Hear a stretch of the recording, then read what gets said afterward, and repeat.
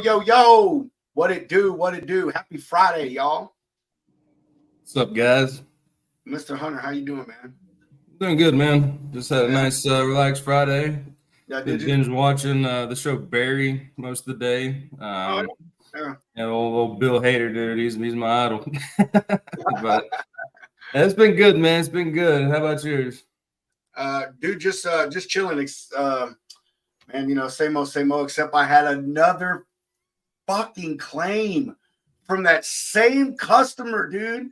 This time. The tree guy? Oh my God, yes. He probably got the Lorax out for you, bro. I know, man. I know. He's Jesus Lord. Anyway, this guy pulled into the facility in Tennessee all freaking crazy and literally dumped part of the load off the flatbed onto the ground. What part of Tennessee? I'll go pick him up, man. Franklin. Dude, that's like 45 minutes for me. Those are nice trees, dude. Well, it happened going into the facility. So, but anyway, he dumped part of the load on the ground, and he also managed to hit their generator when during the process. So beautiful. It's like, oh my gosh, man, it's just, and of course they didn't say anything. My customer calls me and says something. You always gotta love that. You know what I mean? It's like, oh well, maybe if I don't say anything, nobody's gonna find out. It's like, yeah, man, yeah. It's the tale of time, man. No news is good news. I guess fucking so, man. I guess so. Mike, how was your day, brother? My day was not too bad, long, but it's funny you mentioned. I know Franklin, Tennessee, pretty well. I've been through there a couple times myself. Gone on a couple runs there, but yeah, my day was all right. I mean, I woke up, I went to the gym, worked out, and then threw the hammer down. I was hitting the phones today, doing some recruiting, trying to get some applications in, trying to help some drivers find jobs. And man, it's in having those conversations with drivers. Like, it's funny you bring up a guy dumping a flatbed, and I had a conversation with a driver today, and he was like, the reason why he didn't want to move forward with like this one carrier was because they kept asking him too many questions about his like job history. He's like, I didn't really like that, so I'm gonna move on. It's like, all right, man. You do recruiting stuff too, bro? Yep, that's where I'm at now. Yeah, I work with Charles Gracie over at Hot Seat Services. Been recruiting, and then I work as a fitness coach at Orange Theory Gym. I've got my show and all my content that I keep running, and that's where I'm currently at. Okay, cool, man. Well, I mean, I saw, I was watching, some of your content earlier, and like it was like you were out on the road just not too long ago, so I thought you were still out there doing it. And I was like, okay, well, sweet, dude. Regardless, man, you still been out there doing it and have done it. So that's what matters. I was like, man, I hope I didn't lie, like saying this dude's a driver, because I swear to God, that's what I got the feeling he was. Oh no, I mean, I was over the road for 3 years. I just got off the road some weeks ago, and yeah, I mean, I can go into that story whenever you want. Yeah, cool. Yeah, we'll roll into that here in a bit. So before we get rolling and everything, of course, everybody sees we already got Mike Lombard. It is Lombard, right? Yes, sir. All right, we have Mike Lombard here with us. He is going to start off our so far it's going to be 2 episode segment of fitness and wellness and health for drivers out there. We try to bring in a mix of content, do some stuff for the brokers and also do some stuff for you carriers out there. And, I was a driver for a long time. Mike obviously has been. All you drivers out there know that health and wellness and staying fit is one of the hardest things to accomplish while being a driver. So Mike is going to get us started on some things that you can do to help yourself along on that journey.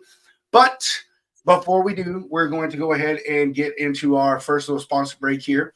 And wow, boop, brain fart.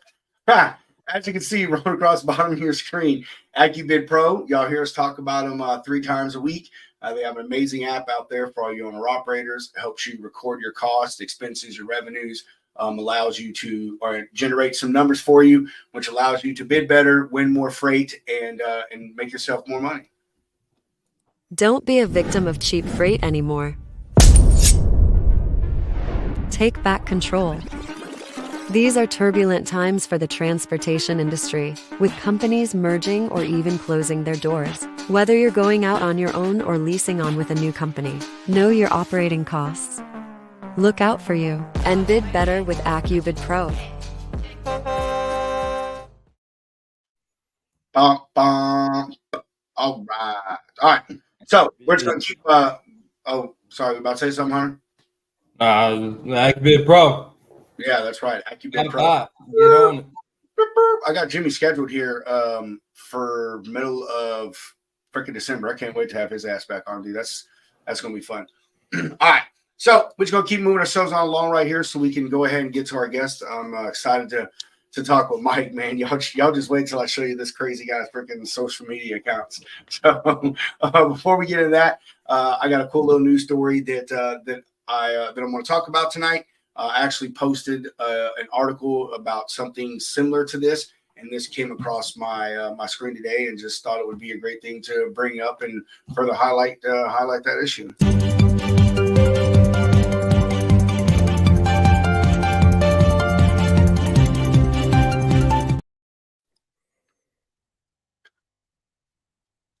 Man, I can never do this shit fast enough. All right. There you go. As you see on your screen, there was a study done by the American Transportation Research Institute regarding predatory tow billing. I posted an article, I don't know, maybe it was earlier this week, maybe it was last week, about a driver in Memphis that set 33 hours in his truck to prevent himself from getting towed. And that company now, their name skips my mind, but that company now actually just was given like a cease and desist order to not be able to boot trucks and shit. So anyway, this one right here goes a little deeper on it and gets more into like the billing towards like accidents and such. But it's still the point remains and it's still relevant. So like I said, study by the American Transportation Research Institute examined carrier toll bills from 2021 to 2023 and found that 30% of crash-related tows in the U.S. included some type of predatory billing. The excessive towing and recovery rates are experienced by 82% of carriers industry-wide. An example of this is one carrier receiving a $6,000 bill for a 16-mile tow earlier this year in 2023. Another carrier in Virginia was charged $202,000 to recover and tow a truck during a single vehicle accident. Overcharges that were looked at in this cover an array of items, things like excessive mileage, excessive hourly rates, weight. I guess that's a thing in the towing industry. They charge by tonnage of the truck, depending on what tow truck they bring out, I guess is what the point of that is. Excessive equipment dispatched, which there were instances where, a truck rear-ended a car and, it really just needed one single tow truck and they dispatched a damn crane out there, you know what I mean? And end up still charging people for that excessive equipment that was sent out. Storage fees. In the article, it does talk about that there were even carriers that had their freight and ultimately a shipper's freight held hostage when they refused to pay some of these excessive toll bills or tow bills, and or their insurance companies rejected to pay them for obvious reasons, So, and the list of the billing items within this was their average rates and excessive rates seen in the study. The ATRI, which is the institute I talked about, says that one of the major issues is that most carriers do not get a choice in the company that is sent, since most tow companies have contracts with the area agencies to where the incident is to handle incident response. Another problem also is that the tow industry has no standardized billing practices, which further exacerbates the issue. That's something I didn't know. I mean, about them not having a choice in the tow truck, which I kind of get it, because same thing sometimes as a four-wheeler, you get in an accident, it's kind of just whatever tow company, shows up unless one. But, obviously, to me, just like the shops out there on the road, I say the same thing. Like, they're predatory too, because they know you don't have any option. Like, you don't have the option. So they can charge you whatever they want an hour or whatever they want for a part, because they know ultimately that you're going to have to pay it. So, in closing, I'm just going to say the article is quite lengthy. Y'all can go and look it up. You can see it's on trucknews.com. Here is the title to it right here. It goes on for several more paragraphs, but in conclusion, it ends up giving reasons that defended the tow companies, like how the incident could have been reported wrong. So that's why like things like the additional equipment was sent. Things that like the accident was reported at the wrong time, and so other things that happened, it took longer to pick the trucks up or clear the scene. So and then it goes in, which I kind of thought this was like, in a way it's good information, but in a way it's not. They talk about how the carriers can go and oppose these things, and and they say, oh well, you can go to the police agency or the law enforcement agency or emergency services agency that the incident happened in that city or county, and ask them for logs and reports for previous accidents to see what they got billed, or to call other tow companies in the area and see what they would have charged you. And it's like, yeah, that's good, but ultimately someone's still going to have to pay it. You know what I mean? And your truck's still sitting there and your freight's still sitting there. So, but either way, said that was just something I came across, was relevant to something I posted the other day. Wanted to bring it up. Again, you can see trucknews.com. Y'all can go check it out and read the other like 5 paragraphs that are there after where I decided to cut off. So, Yeah, I got a few words for some towing companies, man. Especially living downtown Nashville. Yeah, it's got to be one of the biggest rackets going right now. I think that $6,000 bill is one. Did that happen in North Carolina? Because I'm gonna tell you right now, bro. It actually says right here. Because I remember that that was in Virginia, or early should receive the tow bill of 20. Yeah, no, actually, it doesn't say where that one is. The $202,000 one was to a carrier in Virginia, but the $6,000, it didn't say where that one was at. Yeah, because that was big on Instagram a bit. The guy who runs the USA Transportation Instagram page, who I recently met at the F3 Future of Supply Chain event, who was down there. Great guy. It was a friend of his who had this $6,000 towing bill in Charlotte, and they set up a GoFundMe for it and stuff. And it was made it onto the news, and that went to places you have to look deeper. But man, talk about one of the biggest rackets going. Yeah, I agree. Is that towing? Because with cars, 4-wheelers, you got AAA, but like there's nothing, as far as I know, there's nothing really like that. I mean, I know carriers may have in-house or contracts, major ones, but if you own a 10 truck fleet, there's no AAA for you. Yeah, no, I agree with you 100%, man. And like I said, I think that I'm gonna say a lot of support industries, like to the carrier side of things, like insurance companies, man, like tow companies, like I said, like stops.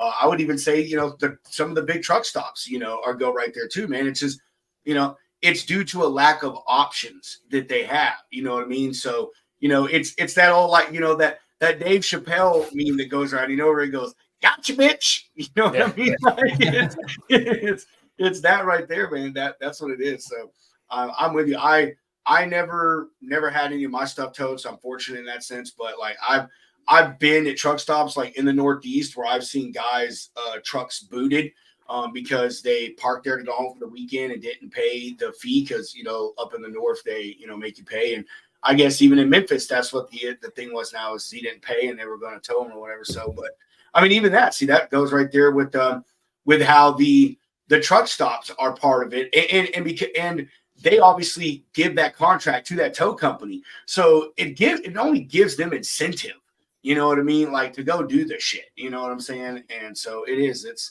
freaking horrible, man. But, there's all there is to that. So, just said, highlighting something again, like it's always bucket over the driver, man. Yeah. At the end of the day, that's who pays them. Yeah. The carrier's got to end up paying the bill. If obviously if you're an owner operator, you're the company driver too, or the carrier as well, but it just rolls onto the driver because it's the driver then who can't drive, can't make money. So it always, at the end of the day, it always rolls right back on the driver. Yep. No, it's FUBAR. That's right. FUBAR. Fuck yes. Right. That is very true. All right. So we're going to go ahead and let Mike here take over the reins as soon as I roll this little intro video. We'll let him introduce himself, and we'll go into just talking about his little journey, about where he came. Because I actually saw one of your pictures on your thing where you had actually gotten to be a sizable guy and, trimmed yourself all the way back down and stuff. So we'll let him give you guys his talk.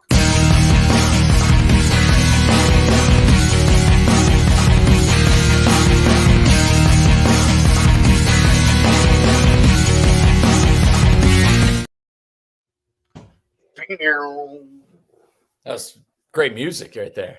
Yeah, you like it. You looked like that would be your theme song right there, or a song for you right there, man.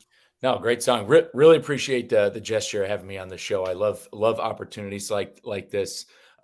Any ounce of content that's especially is going to have like me as a focal point. I got great respect. I got great respect for you guys for bringing me on here to tell this story, because what I'm trying to do and everything I stand for and like the platform I stand on is, at the end of the day, it's based on the foundation of fitness, but also how it can help the industry. But if you don't mind, yeah, I'd love to tell the Lombard Trucking story, because I didn't get the name just because it's my last name. There was an original Lombard, and it's a great logistics freight story, because I'm blessed to have this name because of my grandfather and my family. The original Lombard was a company that was incorporated in 1923 out of Waterbury, Connecticut, started by Nicky and John Lombard, which were my great grandfather and his brother. And they started it by peddling ice out of a horse and carriage back in Connecticut. And they eventually incorporated in 1923. They grew to be one of the largest motor carriers in the Northeast, up until they were bought out in 1984.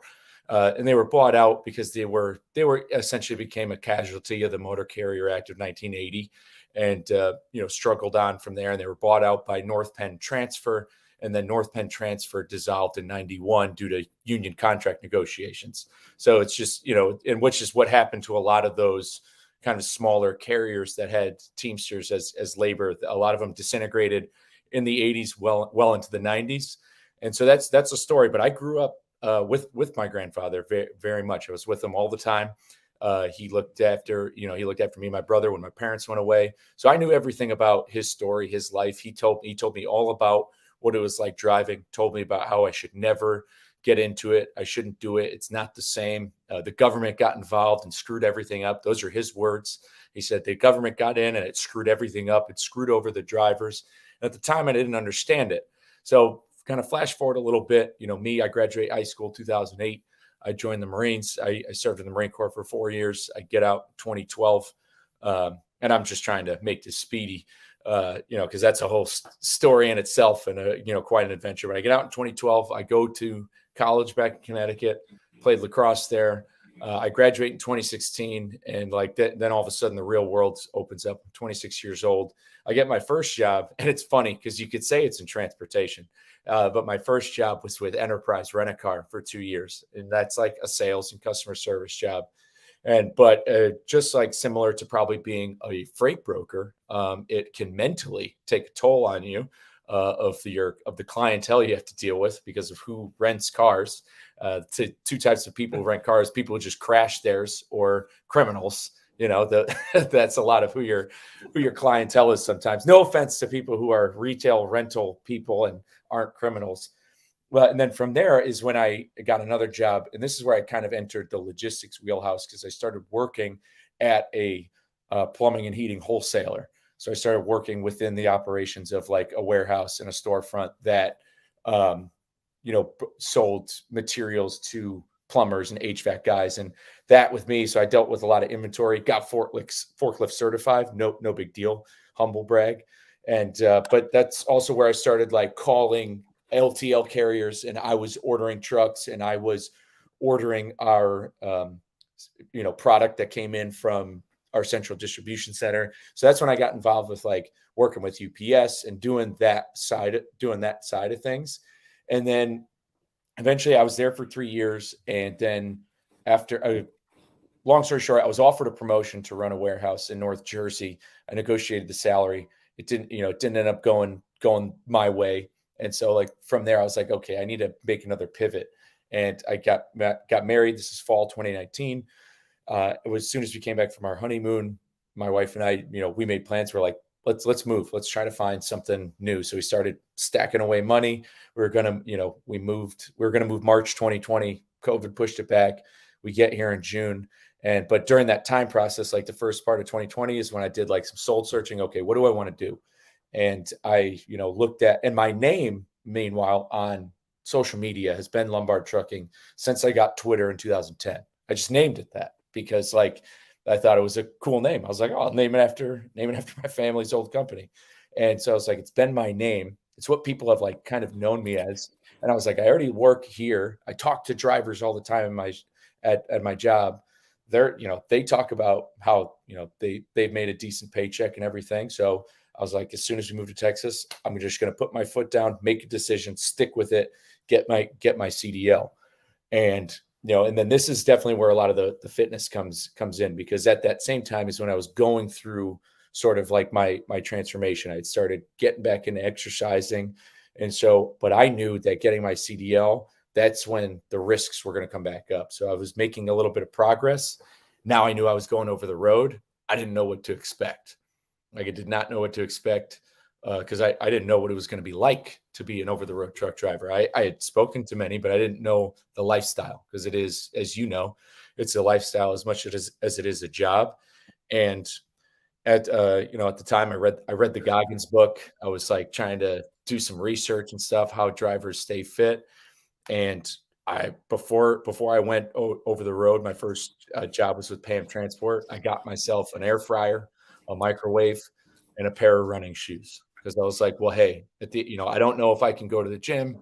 I don't know anything, but I do know that no matter what, there's a place I can go where I can run or walk. Like it's no matter where I'm parked. So that's what I knew. And so when I went over the road with my trainer, I just like it mentally focused. Even when I was with my trainer, if we had to take a 10-hour break, I would go for a walk. I downloaded MyFitnessPal. I tracked calories, even off truck stop food when I wasn't able to cook with the trainer. And then I just slowly over time started building into these habits. And, to kind of condense this a little further, so MyFitnessPal, I ended up moving on from that. My biggest tool that I ended up using was the First Form health and fitness app, which is great. It calculates your macros. So what, based off your activity level, your height, weight, gives you how many calories, grams of protein you should be eating per day. And so I use that tool, and I put in there that I have a sedentary job. So it gives you a step goal and also adjust your calorie intake as such. And, after about 3 months on the road, you kind of know, you kind of start getting your feet wet. You start seeing a little bit more of the same stuff. You realize you could pull into any Walmart. And so you could grocery shop. You might not be able to park overnight at every Walmart, but you could pull in, park for 30 minutes and go grocery shop. And so that's what I did. So from a health and fitness standpoint, I would grocery shop. I bought my food. And from a financial standpoint, if you're a driver out there, that's going to help you not only feel better, but you're going to stay in shape better, or you're not going to stay in shape. And that too, but you're not only going to feel better, you're going to save on your wallet. You know what I mean? You're going to spend less money not having to eat out as much and buy that food from, like we just talked about, truck stops. They gouge. They're charging airport prices on, stuff when they have a guaranteed customer coming in 24 hours a day. It's absolute usury what these places do and what they charge for food. But if you go to Walmart, you're basically getting the cheapest food you can, and they sell chicken breast, vegetables. And if you're in a sleeper cab, especially, and it's, newer than 2006, I'd imagine there's ways you can plug it in. And so it came into building those habits with eating, and I just started running. And then you get into a schedule. Like I realized, because we use electronic logs and people have their opinions on them, and there's ways I agree with them. There's a lot I disagree with, and a lot of how they're utilized and how they're enforced. But you have a 10-hour break. You have a 30-minute break. I have on 30-minute breaks backed into a truck stop, pulled the yellow tab, gone right back, got a food scale out, weigh out my food, 12 ounce chicken breast, whatever. It takes 20 minutes in the air fryer. It takes 3 minutes to microwave vegetables. And I've cooked lunch. It's done in 23 minutes. I've eaten it and started driving. And that right there. And when you think about that, and if that's just, I got to stop for 30 minutes. Normally it's not like that, and I understand that some people run expedited, some people run teams. That went into where I went trucking wise. I knew I wasn't going to team, and I knew that I wasn't going to work for some sort of super expedited service like that. That's not what I was doing. That's not, how my career path went. But so I knew my schedule, like I knew my routes. Like and this goes with being a driver, I would route plan. And when you route plan and you kind of know where your stops are, you can adjust. But on top of that, and I know I'm kind of like shooting all over the place. I'm just talking about generally how I stayed in shape. I'd like to get into the why in a little bit. Also want to give you guys a chance to interject if you got questions, unless you want to just keep sending it. Yeah. Hey, keep it rolling, baby. Yeah. I love it. Yeah. So basically I'm trying to kind of backtrack to where I was. Yeah. Essentially when you route plan, you know where you're going to be, where your stops are going to be, and stuff gets in the way. But then as you keep going month to month, week to week, eventually you start seeing some of the same places and you realize where you can start parking. But at the same time, you hit traffic, snags happen, you get stuck at shippers. This is a big one right here. And this is huge for drivers because this problem isn't going away anytime soon, but especially for any van or reefer guy, wait times at shippers and receivers. I understand that it's absolute, it's theft of time, it's theft of money. The fact that people have been waiting at shippers and receivers. I mean, I've done a 10-hour. I think my longest is 10 hours. And I know guys have stayed for days before, and I know that, but I think I did 10 hours once in Oklahoma on this like flour load. But these wait times at shippers, if you're waiting, that's your opportunity to cook a good meal. And if you're there, say you're stuck at a shipper for 4 hours, you have no excuse not to get out. And literally, if you're going to be just on your phone on TikTok, complaining anyways, you could get outside, and even if they don't let you walk around maybe the parking lot, you could walk up and down the length of your truck for 45 minutes and get your body. You have to. Like, one of the videos I saw, you're doing pull-ups off of John Deere. Oh yeah, that on a combine. That was actually at the. I was waiting, and you want to know that's another example of when I was waiting. So like shippers, I was actually waiting on Oregon permits to enter from Idaho, and so I was parked. I was parked at a Love's, I'm pretty sure, around the Idaho-Oregon border. And anybody who runs Specialized will know Oregon permits, you sometimes got to order basically like a week in advance, because I was 12 wide and 14 tall. So I had to wait like half a day in that Love. So got it, like cooked a nice breakfast. And yeah, I started banging out a workout. And that's the thing. As my time over the road went on is when I started to differentiate. Like I was always running, and I would go on long runs and did a lot of running. But that's when I started adding the Bowflex equipment, the resistance bands. And then, yeah, once I got into flatbed and I was doing Specialized, yeah, that John Deere combine, it had that steps on it. I was we're gonna go ahead and I'll pull that one up. We're gonna go ahead and play that one. That's awesome. Yeah, there it is right there.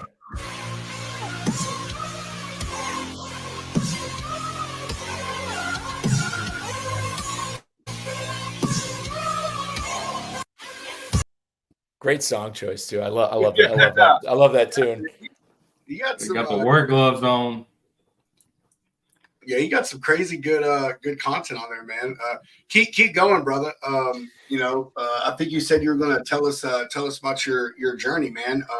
Matter of fact, I'm gonna share this picture right before you get into it, man.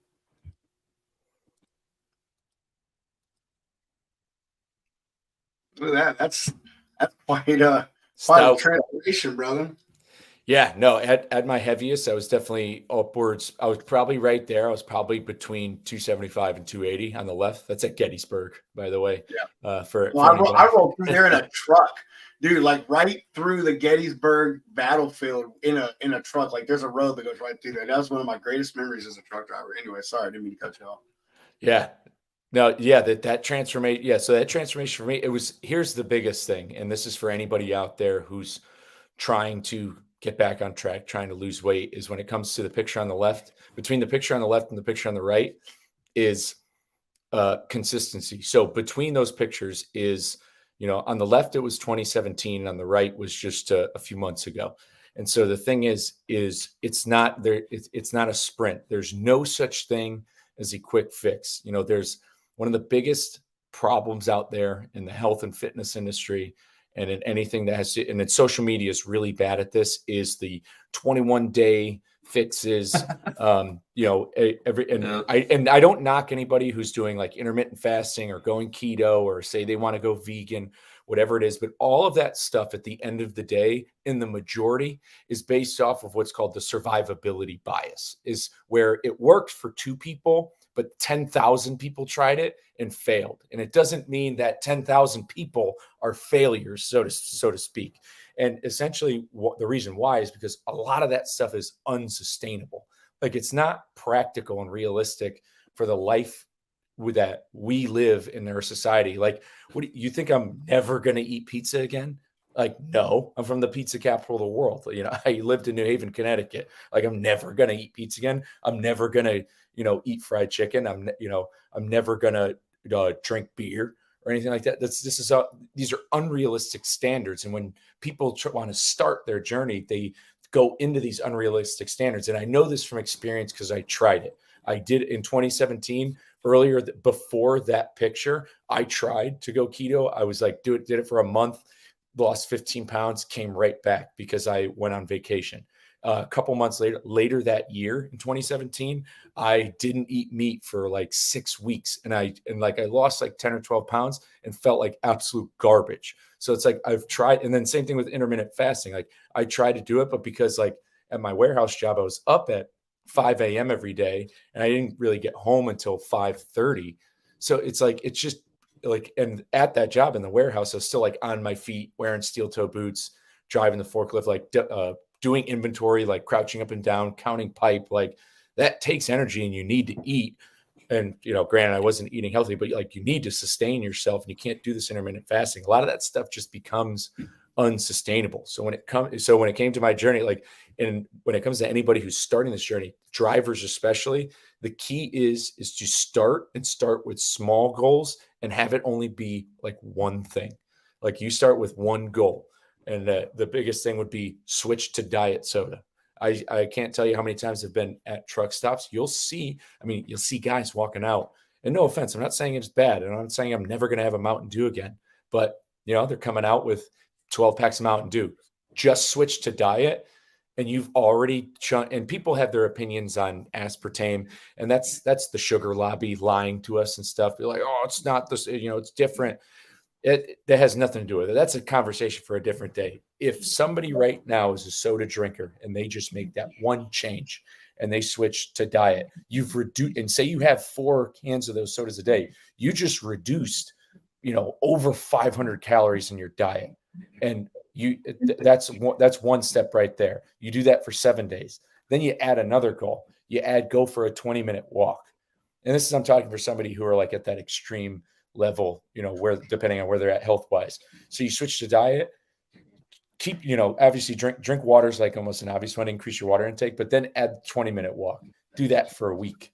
And then the next week you make it 30 minutes and you stick with the diet and just drinking water, starting those small goals. Cause that's exactly how it worked for me. I made small goals. I switched. I instead of like ordering lunch every day, I grocery shopped every day on Sunday.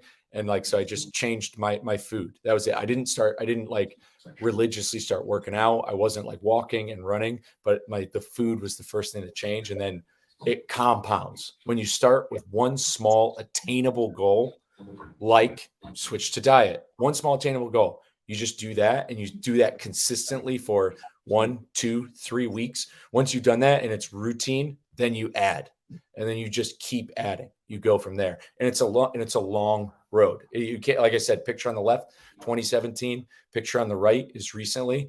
And that's the thing, it's a consistency game. You're gonna mess up.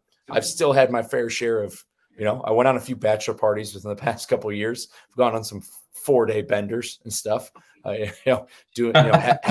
fun, having fun with the boys and getting tipsy, going to, hockey games and stuff like that. Like I just had, Thanksgiving was just last week. I'm not the guy who, you should never be the person who's like, oh, you're restricting yourselves on something that should be a celebration. So it's just a long road. So it's all about like, okay, you're not going to be perfect, but it's about winning the day, winning the week. And when you win the weeks, you win the months. So if you 3 days out of the month drink a couple of beers or you get drunk, it doesn't matter. It's about what you do the exact next day. Like if you go right back the next day to waking up, drinking that water, going for your 45-minute walk and going right back into the habits you stacked, that what you did the previous day, it's not going to matter from a statistical standpoint. So those are the biggest things. And that's really what happened with my journey. And same thing. And that's how it exploded over the road, because when I started over the road, I was able to run. I could maybe run when I started driving like 2 miles before my legs just were absolutely like stiff. Knees would hurt. And I'm like, oh, is this really getting older? And then by the time I was 3 months over the road, I was already running, going for 9-mile runs and stuff, because I just kept doing it. You build up that endurance, and running is something that you can get good at all the way into your 60s and 70s. It's sometimes people run their first Ironman in their 60s because it takes them that long to be able to get their endurance there. And but it's about starting and not stopping. Starting with small attainable goals. Start with one, do it for 3 weeks. That's the name of the game. That's the way to win. I don't know who this is. I'm assuming that they're on your LinkedIn, but I really, really like this. You even said it sounds like habit stacking. I like that terminology right there, habit stacking. I'm going to steal that. Yeah, man, that can go with anything in life, but especially this. I love that habit stacking. I love that. Whoever that was, if you're still watching, comment. Let me know who your name was. Like I said, I assume you're on Mike's stuff, or you would show up on our end. So. Man, that's an incredible story, man. It really is.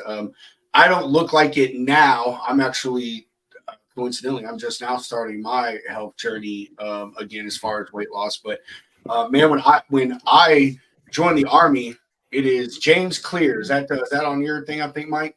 It shows up as LinkedIn user on my end too. I'd have to check my phone. That would be on yours. Yeah, it's all right.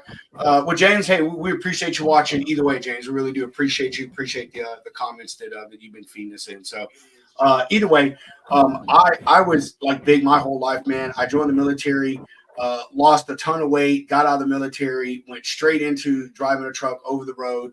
I did that, I think, almost 2 years, a year and a half, 2 years. And then I went local, man. When I came off the road, I'll never forget it, because it's when they redid my health card. I weighed 279 pounds. And dude, for one, he was unloading the trailer every single day. I worked at Performance Food Group. So, dude, you were just up and down the ramp every day with groceries, several hundred pounds. So in that in itself started helping me lose weight.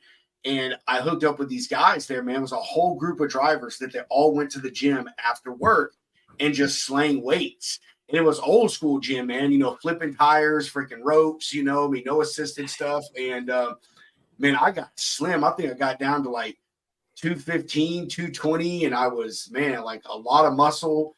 And I kept it up for a while, man, until I got in my my accident. And then I gained, most of my weight back. So for about a span of 7 years or so, man, I was heavy into it. And during that time, I actually went back on the road, and I was talking to Hope about this. You know who Hope is. I don't know how to properly say her last name, but Hope Zavara. Yeah. Zavara. Okay. I didn't know if like the V was silent or whatever, but I was telling Hope this, man, when I went back over the road, dude, because I was so into fitness, man. I mean, I had a whole shelf full of supplements, man, anabolic steroids and protein powders and creatine. Dude, I mean, just all this crazy shit. I was really deep into it, man. But when I went back out on the road, man, I spent like $150 on the adjustable weights, bought myself a sit-up bench. And coincidentally, man, that was 2012. I have still got that same collapsible sit-up bench that I just started using again, man. So, but I would be out there on the road, man, setting up in front of my truck, dude, working out, doing weights and stuff, man. And it was part of my success while I was out there maintaining myself was because of just what you said, man. For one, I was structured because I was in the military, so I was all about routine. Even as an OTR driver, like I was extremely fucking scheduled. But I always route planned, man, and I always ran ahead. Like I never was behind. And so I knew, hey, I'm gonna stop here at this time. And I always stopped early enough, man. I want to be stopped by like 3:00. That way I can get in a good hour workout. Then I can go take my shower. I can make my food. You talked about the food thing.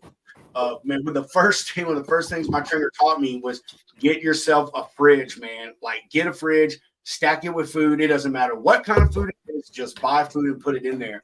Man, my wife, she used to, when she'd cook meals, she would cook enough for me, deep freeze them, and I would take them on the road with me, man, and go in the truck stops and just warm up in the microwave or use a hot plate and make food and stuff. So all of those things that you're saying help me, man. I wish I could still be evidence of it, and I'm sure I could find pictures somewhere, but I did, man. Like I said, I went from, basically 280 pounds to like 215, 220, and I lost all that, and then still had like a damn good amount of fucking muscle on me. So, well, don't kick yourself in the accidents happen. You got into an accident, and I hate to hear that. And that's ancillary. So I wouldn't say blame your.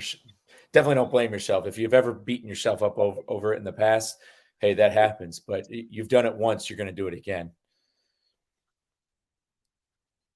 Absolutely.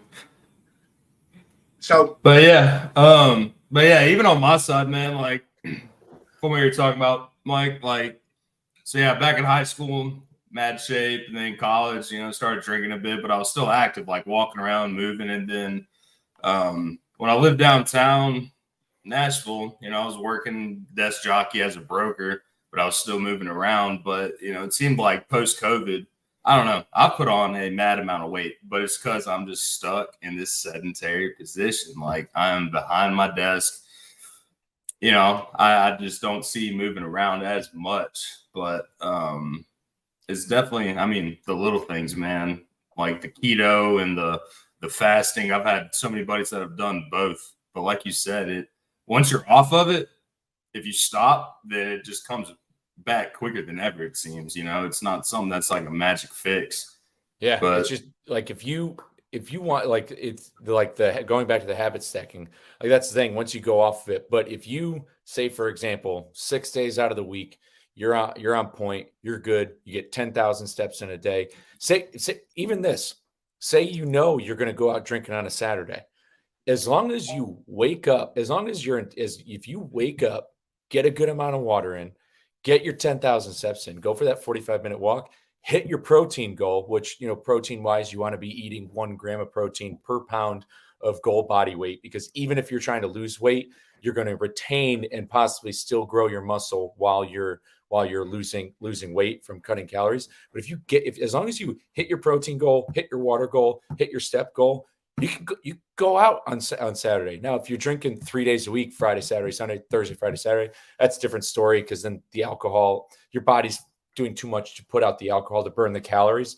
But like, that's the thing. I'm not talking about giving anything. I haven't given one thing up. I haven't given one thing up. Like nothing. There's nothing I've quit.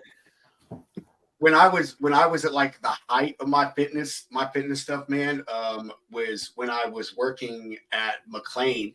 And dude, I'll tell you, I used to eat. You had some tough jobs. I had no diet. I ate whatever the fuck I wanted. Like, dude, like it didn't matter, because we were so physical with our job, man, and then going to the gym, 4 or 5 times a week, man. So I'll tell you, like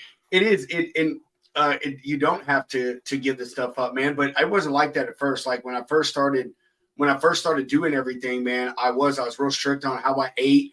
Dude, I drank probably like 5 fucking protein shakes a day and stuff, man, and like smoothies and all these other things and stuff. But once I got to where I wanted to be, when shit was 235 pounds, that's what I wanted to be at. Once I did that, was seeing results, like I was like, fuck this, I'm gonna just do it all. Bro, I drank beer like every weekend, all weekend long. Yeah. But I was able to maintain it, man. And that's part of it is I didn't change a lot of those habits on the consumption side, once I wasn't able to do so much of the physical stuff. But when you're doing touch freight, when you're doing touch freight like that, and you're probably burning 10,000 calories a day from PFG, McLean, touch freight, dude, that's hard labor, harder than even, being a flatbedder, like throwing tarps is tough, but doing all that touch freight is, dude, that's, I mean, it's definitely a younger man's job, but it's beneficial. It was good stuff though, man.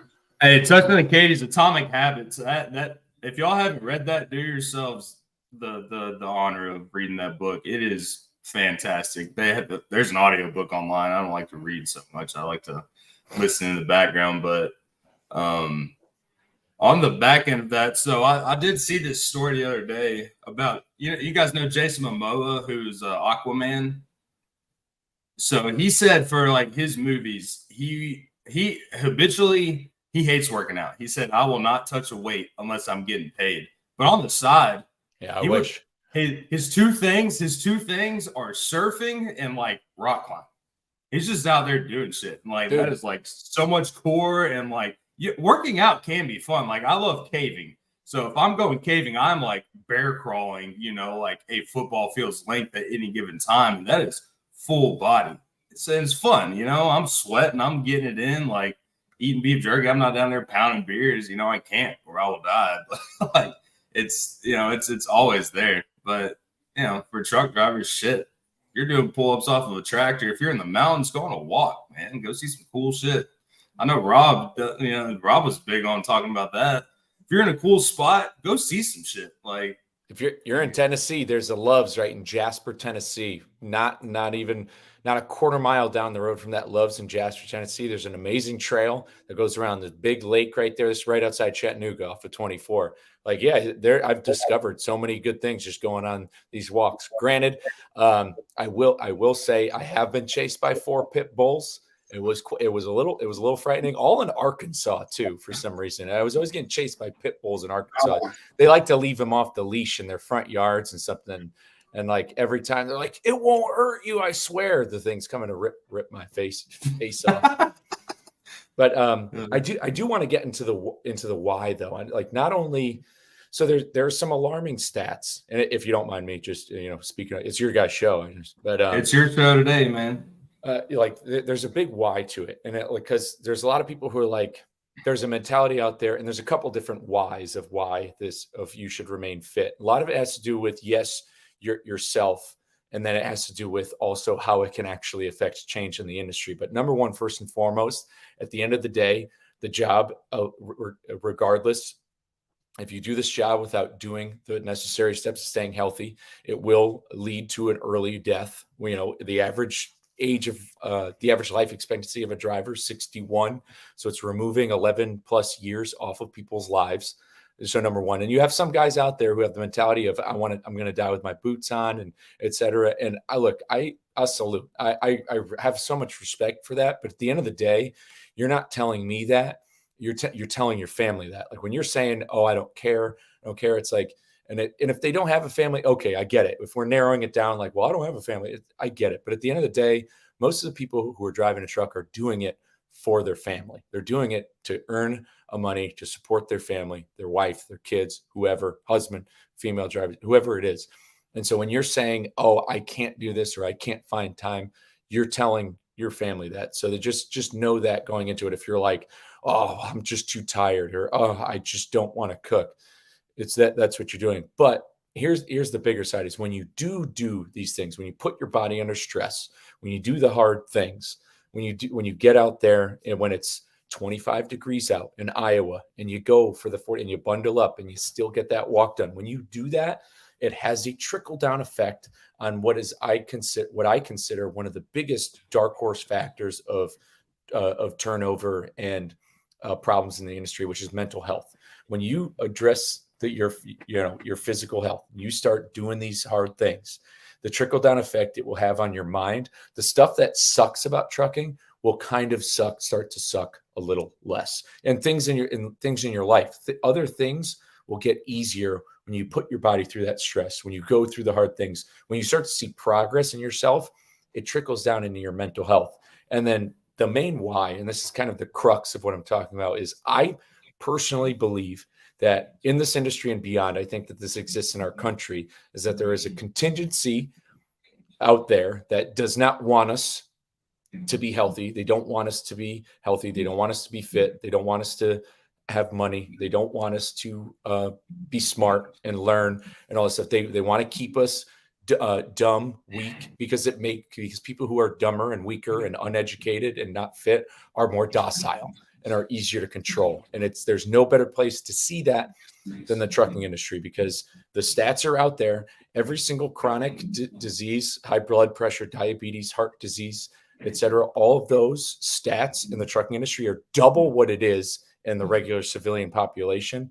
And when we look at who controls the trucking industry, the drivers have no control. The drivers are the largest stakeholder in the transportation industry, period, more than the brokers. And no offense to any brokers, no offense to anybody else in the industry, but they're the largest stakeholders in it because they, by design and officially, actually run it. And they have no control over it. They have no control. The people who have control over it are the large retail carriers who are members of the American Trucking Association, as well as larger tech companies and stuff. They have all the control. But if you, and this isn't me bragging, but if you had an army of even 500,000 truck drivers who were posting shit like I do on TikTok and Instagram, who are absolute machines like you were working at PFG, and who gave a shit about themselves and had confidence and had that bull moose mentality of standing up for yourself, because that's what it does when you start to get healthier, when you start to get into this type of mindset, and when you start training for shit like fucking marathons, and you start to do those things, you start to feel a certain way about yourself. It got to a point when I was over the road where when I would put on the plate carrier and go for a run, it would be like, yeah, look at me. Like it'd be like, yeah, look at me. Look at what I'm doing. You just kind of start getting a little cocky. And if everybody felt like that way and started, because when you get that way, you're more likely to advocate for yourself. Before I negotiated my salary at that last job, previous to that, and I was 28 years old. That was the first time I ever probably legitimately ever stood up for myself at a job. And I was like scared to death doing it. Now I can have that conversation with anybody. If I'm negotiating salary, if I'm talking about what I want or what I think or anything like that, granted, I'm going to come at it with a level of respect. I'm not going to be, egregious in any sort of way, but I'm going to have the sack and the confidence to stand up there and be like, no, it shouldn't be this way. And me getting in better shape is what's gotten me to post the content I'm posting, have the conversation I'm having on my show, make the crazy historical references between, Machiavelli lore and stuff going on in the trucking industry, because I got myself in better shape. It's given me the confidence to now want to advocate. And that's the thing, is when you're of sound mind and sound body, you're in a position to now, not only you're already helping yourself, but advocate for others. And I think that's the biggest, that's one of the biggest reasons why right there is, if drivers were just out there cutting it up and getting cut up, they're going to be more likely to advocate, because now what they do is they most of them leaving. And I know, granted, I'm off the road now, but I'm still in the industry. I'm still working in recruiting. I'm still a member of CDL Drivers Unlimited. I'm I'm talking and engaging with politicians and having conversations with people in the industry. So I'm still out there doing it, where most people will just leave and they never come back. And that's what they're doing. And that's how the establishment out there wins. They don't want you sticking around and fighting for the industry. They want you gone so they can bring the next guy in. So that way they never have to raise wages. They never have to fix parking.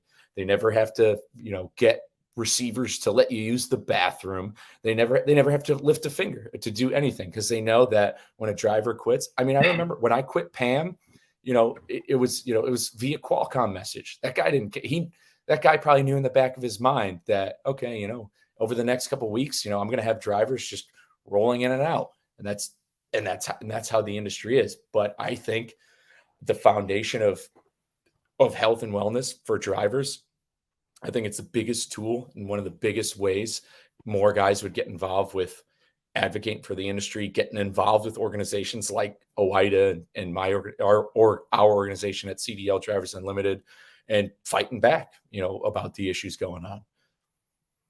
Man, dude, I love that, Mike. Like I do, man. Like that's all an incredible story, an incredible journey. Also the fact that, I just found out that you're also an advocate, with an association, and health and fitness is important, important regardless. But I will tell you that it's almost a stigma as a truck driver that they're a big, fat, overweight, lazy lunk. You know what I mean? And I get it. If you've ever been a driver, even if you're a local driver, it is not easy as people think, just sitting in a seat holding a steering wheel. Like, even if you are technically a steering wheel holder, an idiot driver, it still is mentally, it still is very mentally draining, which also makes you physically drained. You're not moving. I remember when I drove, man, even when we had 30-minute break, I would literally drive 7 hours straight. Like, dude, put on music, freaking have my coffee and my drinks right here, my freaking vape, dude, and I would 7 hours straight, bro, just fucking drive. You know what I mean? And then some days you got to do that, dude. Gatorade bottles. That was me every day. Believe me, bottles. I just only stop. Driver's secret: never only stop at a truck stop once a day, maybe twice, and that's to fuel. And when you end your day, I go to the bathroom. I'm pulling off at an exit, or I'm pulling into a rest area, bro. You got to keep that door shut. You want to make them dollars. You know what I mean? Yeah. No, I've had those days of cruising, and I do want to add why, the reason why I got off the road, because I'd be remiss to leave that out, because by all means I would probably still be driving if this didn't happen. I was backed into back in May, and when I got backed into, and I was down for 6 weeks, and it was my own truck. I owned my own truck. I was leased on with Warren Transport out of Waterloo, Iowa, and I was down for 6 weeks. I was back in Austin, working at a bar downtown, and so I was doing some door dashing. Truck was fixed. I came back out, but I leaned on my savings for 6 weeks, and by the time I got back out, the volume had plummeted even further, and just the rates of what I was hauling in the spring were being cut by a third. And I essentially worked from, and this is the first time, no, I said this on my show, but I essentially did not receive a paycheck from, right before Memorial Day until I, started my next job after Labor Day. I spent my entire summer making no money. When I got back out on the road, I was essentially working to keep a job, and I could skim a little bit off the top to make groceries, but everything had to go back to the truck and pay bills. And if I was 23, maybe I'd starve that out more. But even if I tried, I would have ran into another mechanical issue that would have it became a sunk cost fallacy, to where if I just kept going, all I was doing was working to stay employed. And at the point of when you're 33 and you're married and you're thinking about, the future of wanting to have children, and you own a house, you have to make a business move. And I was, very fortunate enough to be unsolicited, offered a job to work as a driver recruiter, also unsolicited, offered the job to become a fitness coach at Orange Series. So these jobs came to me by, the Lord bless them with me at the end of the day, how they walked into my life at a perfect time. So for anybody out there, and this is just me, trying to say, don't knock me because I'm still not driving, even though everybody has gone out there and said, dude, you got to do what's best for your family. I just, at the end of the day, still feel somewhat a little embarrassed because I'm advocating, and yet I'm still not out there. And, but because I appreciate everything over the last 3 years, but now I'm still going to keep fighting and I'm still going to keep fighting. And a lot of it is to honor myself, honor my family, honor my grandfather, and just keep moving forward. But I just wanted to get that out there for anybody curious. No, man. Although it's kind of a side conversation and a long conversation at that, we could do another show, but you know what you said about working to keep a job, man, and previously about how the carrier side they kind of trap you. That's the story it is for a lot of drivers, man. Unfortunately, when it comes to that, is they literally work to keep a job. I remember when I drove, one of the hardest things to do as a driver was to switch companies. Like you had to fucking be set. You had to set it up exactly. All right, man, I'm going to leave. I'm going to quit on Friday. And then I'm going to go start the new company on Monday. And I'll get my check from another company on Friday. And then, you know what I mean? You had to be strategic about that shit, boy. Oh, my Lord. Well, hey, before we move on to the last thing that I want to ask you, I actually want to run some of your social media, man, because it is really incredible, dude. I really like it. I told you that. Run it. I mean, I'm proud of it. I do. You should be. I love the motivational stuff, especially the ones I'm going to show where you're running and then you spit out like some historical motivational knowledge. Mike's Instagram, as you can see, it's been running at the bottom of the screen. Go on there, like, follow, do all that good stuff. Dude put out some really good things. I only want to pull this one up real quick, so we could give a shout out to one of our homies. Where's this at right there? I see that you got the Please Advise hat. So give Reed. Give a shout out to the homie Reed there, man. I love that. I see. You also use cases. This is just an example of a couple. What is that? The Freight Waves convention. That was Reed. Which, by the way, let me just mention that real quick. His Freight Gong demo at Freight Waves, which is awesome. Which any brokers out there, I hope if you don't have a gong in your office, your problems are solved. Please go to freightgong.com so you can celebrate. You can celebrate your wins with the Freight Gong's cloud-based software that allows you to ring that gong. Let it echo through the halls of victory. Yeah, man. It's true. All right, so I'm gonna play this one real quick, man. I don't know where this is at, so you have to tell us where you at. I'm assuming you're in the Southwest somewhere, but I mean, I don't know. You could have been in fucking wherever. This one I think is in Texas. Today, I'm going to tell you about 32-year-old John Paul Jones, who was captain of a reconstituted merchant ship called the Bonhomme Richard. September of 1779, he found himself on the northern English coast, where he was discovered by the British Baltic Fleet, led by the 50-gun ship, the Serapis. When in range, the Serapis asked the ship to identify it. Jones responded, "I can't fucking hear you," gave the order for a broadside. Outgunned and outmatched. Jones knew the only way to win was to use his headwind and ram the stern of the Serapis. And when asked for his surrender, he responded, "I have not yet begun to fight." For 3 hours, the Bonhomme Richard raked the decks of the Serapis. Both ships now on the verge of sinking, refusing to strike his colors. In the end, he lost the Bonhomme Richard, but sailed off in the Serapis, handing the enemy a defeat on their own soil. How many pieces of shit want you to surrender? How many want you to lose? Against any and all odds, you let them know that we're still on the battlefield, and that we have not yet begun to fight. Dude, you are the cooler version of David Goggins. And I definitely channel that same type of energy. But man, I stand by those statements. It's true. Like people don't realize that when you think about those historical, because they really happened, and maybe in a way, the dramatics were definitely there. But that story's true. And when you think about John Paul Jones, I mean, he's a young dude who was like a young Scottish guy who's he didn't really come from much.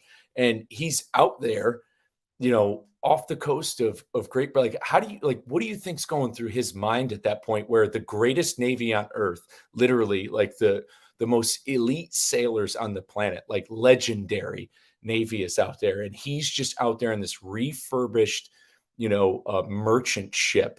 And he goes out there and not only cops a W, but sails off in an enemy ship to get away. Like when you think about that, when you think about his mental headspace, where him and those early on Navy sailors had to be to walk away with a victory, and then just put that. So that happened then, and this is just how I think. That's how I think. I think about history that way. When you think about moments like that in time, now put it to 2023, and it's you and what's going on in your life. All of a sudden, a lot of stuff gets a little bit easier.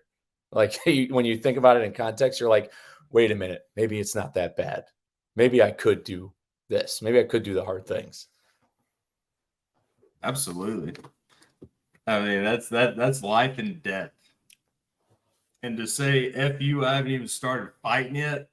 Gangster. I'm taking your shit. Yeah, I built love it. different. Yeah. Yet people get upset when they get told no on the phone. Yeah, you know. Or have a little hiccup in their day. Evening, everybody. I'm off I-24 in Tennessee, just north of Chattanooga. We're on November 25th, 1863. The Union Army, led by the 24th Michigan, was on its way up Missionary Ridge, ready to take on General Bragg in the fortress in the clouds. When halfway up the hill, the 24th Wisconsin's flag bearer went down, killed, whole attack in disarray, Union Army in shambles. Until 19-year-old Arthur MacArthur picked up the fucking flag and yelled, "On Wisconsin!" And 15,000 men followed behind him, and they stormed Missionary Ridge. So out of 15,000, be the one getting after it. Evening, everybody. I'm off I-24 in Tennessee. That's a true story right there. And you can go if anybody's in the Chattanooga area, you can go and visit Missionary Ridge. They still have that flag, which Arthur MacArthur, who's the father of General MacArthur from World War II, he put the flag on the top of Missionary Ridge, and he was awarded the Medal of Honor for planting that flag. 19 years old.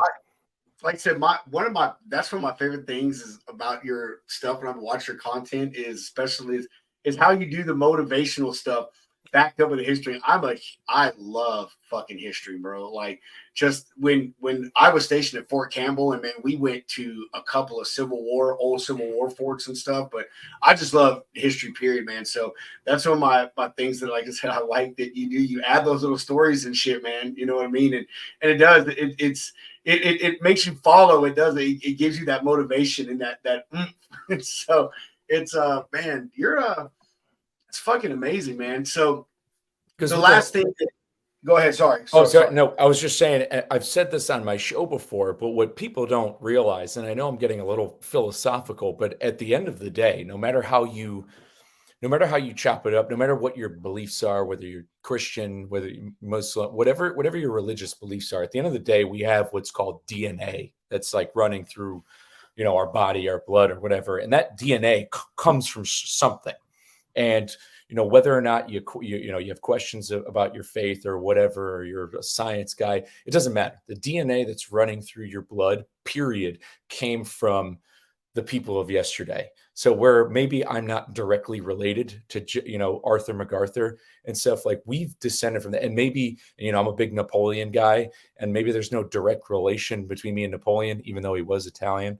The thing is, there's somewhere along the line, no matter what, we're all human, and we all that DNA of those people, of the people who, of the Magellans who were circumnavigating the globe, of the Roman armies that were marching across Europe, of the Persian armies that fought for Cyrus the Great. That DNA lives in us right now. And I know this is like kind of philosophical, but it's very true. And the capability, and the thing is, and that's kind of where I get it. And this is where, like, because all those running videos, that's all are organic and from the heart. Like all those are like off the cuff, like, and it comes from just my, like, and that's just me, like letting out like kind of like my identity and who I am.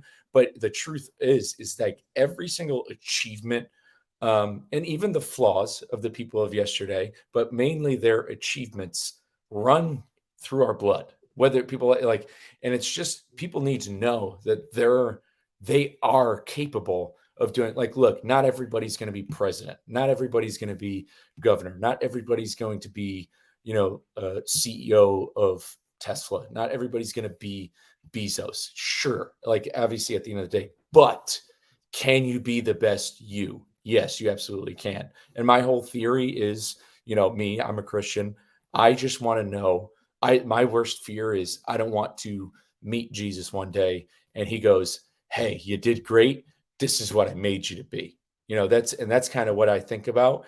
And I'm just chasing that. I'm always chasing, okay, what did he make me to be? What did he make me to be? And that's what I'm just trying to shoot for. And that same, whether you're a follower of Christ or not, that is what still lives in all of us, is those grand achievements that all these people did from, today at this certain time, all the way back, thousands of years.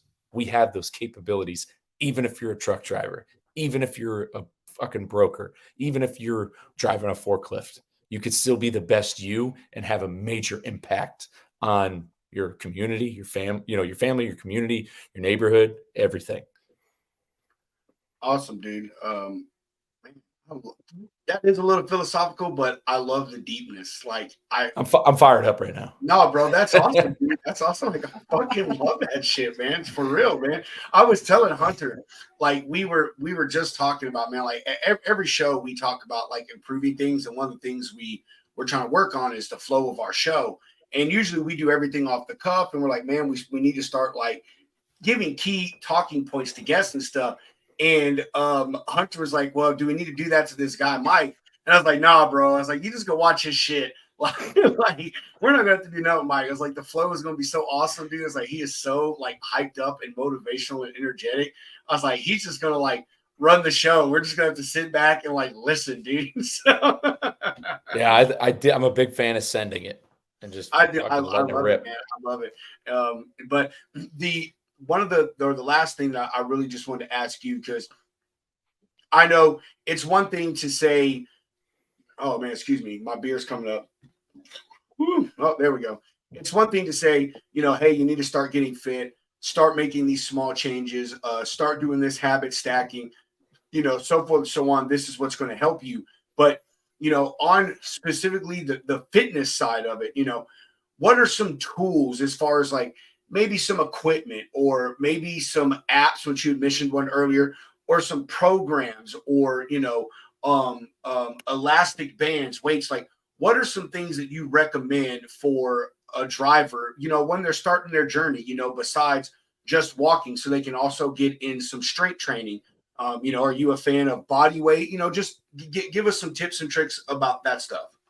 Yeah, I'd love to get into this, a whole mess load of stuff. So, I'll start right from, right back at, so here's another ancillary thing I do. So a great tool and resource is that First Form Health and Wellness app. And it's $13 a month to use it. MyFitnessPal costs money too, but through that app, I also work as an advisor on that app where I can see what you're doing, but wouldn't and like help you out and give guidance. But also in that app, what that app also has, besides allowing you to track all of your macros and your food, that also gives you like a lot of my workouts you might have seen on TikTok. And I think we lost him for a second. A lot of the workouts you might have seen of mine on TikTok and Instagram, I would take from the First Form app and I modified in different ways depending on my situation. So that right there is automatically a good tool because it has stuff for beginners, and I could cater and make workouts myself. And I have before with doing pull-ups on John Deere equipment and stuff like that. But like that app right there is such a tool to provide educational material, live streams, talking about nutrition, anything like that. Gives you full access to me, who also as a driver who did it too, so it can give you that. But also like moving on to equipment and stuff that guys can get. I did have those adjustable Bowflex dumbbells. They're a little pricey, so I'm not going to say, hey, go out and I was fortunate enough they were a Christmas present from my wife, and my parents got me that. So I will say, so they were expensive because I think it's like $400 or something. But like what's really inexpensive, getting a 35-pound and a 50, 75, a couple of different weighted kettlebells. Like kettlebells are big ones right there, especially because that's almost a full body, like doing kettlebell swings right there. There's a guy, he came on my show earlier. His name is a couple of episodes ago. His name's Quincy. He does 100 kettlebell swings a day. That's one of his biggest things. So like the kettlebell, because not only that, it's like, because some people, even with body weight exercises, may not have, and I'm talking for somebody in their extreme circumstances, somebody who hasn't exercised in years and could be upwards of 300 pounds, somebody who's just getting started. So like a kettlebell swing doesn't take a lot of form. You're swinging the kettlebell, whereas push-ups may be difficult and or maybe other, strength training and stuff, depending on somebody's mobility. So like kettlebells, a great one. And then resistance bands for sure. Like resistance band exercises, because those are something you could do, especially when the weather's not great. When you're in freaking Wyoming on 80 right now in December, resistance bands are something where you can stand up in your sleeper and break out those bands, and you could do that band work, and you can get some of that mobility and flexibility. Like resistance bands are huge ones. You could put those bands around your, the mini bands around your legs, and you could do, open up and closing the legs. So like equipment wise, because like, and when I think about the equipment I had a little iso mat, like a yoga mat that I would put out, because the parking lots aren't all that clean in the truck stops. A lot of people like to pee out there, which so it's always a great smell. But yeah, I had a jump rope, kettlebell. I had the Bowflex adjustable weights. Like I said, if you want them, you could. Resistance bands, and then me being on flatbed, there's a couple videos I had where I'm picking the tarps up, throwing them down, picking the tarps back up. But yeah, minimal equipment really out there I had, and I would do a lot of body weight stuff. I mean, you could get a really good 20-minute workout in just doing body weight stuff. And I would pull those workouts right off the First Form app. Those are like, I'm sorry, Mike.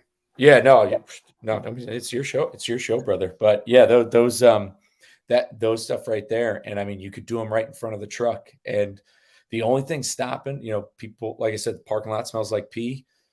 You're going to take a shower after. There's, you're always going to have, your excuses are always going to outnumber, the whys at the end of the day. But yeah, equipment wise, kettlebell, resistance bands, jump rope, body weight, you could very easily build strength still doing body weight using resistance bands. The key, if you want to, like the major key is, if you do want to build strength, doing body weight, doing those exercises, is the nutrition has to come with it. So you got to get that protein intake in. And the best way to get protein is through whole foods, like eating the chicken breast, eating ground beef, eating chicken thighs, ground turkey, whatever it may be. Like getting it from whole food sources is the best way to get the most and get what you want. Because if you want to build that strength, then you have to supplement it with the right nutrition. Because in Afghanistan, like, that was as crazy as we worked out every day. I left Afghanistan, I weighed like $178, but I could, like, I was still, I could bench press a lot, but I was like, I looked like I just walked out of a penitentiary. A prison or something. I was trying to think of the right. I was going to say something else, but I don't want to get canceled. I was going to say something a little risque, so I didn't say it. But because we didn't have the nutrition over there to sustain it. So like, if you want to build strength, just know the nutrition's got to come with it hand in hand. Yeah. I wanted to point out something, and I know I'm going to catch shit from this, but I'm a Samsung guy, and one of the things that I enjoy about Samsung is, especially now that I'm starting my deal again, is the fitness app that they have, the Samsung Health.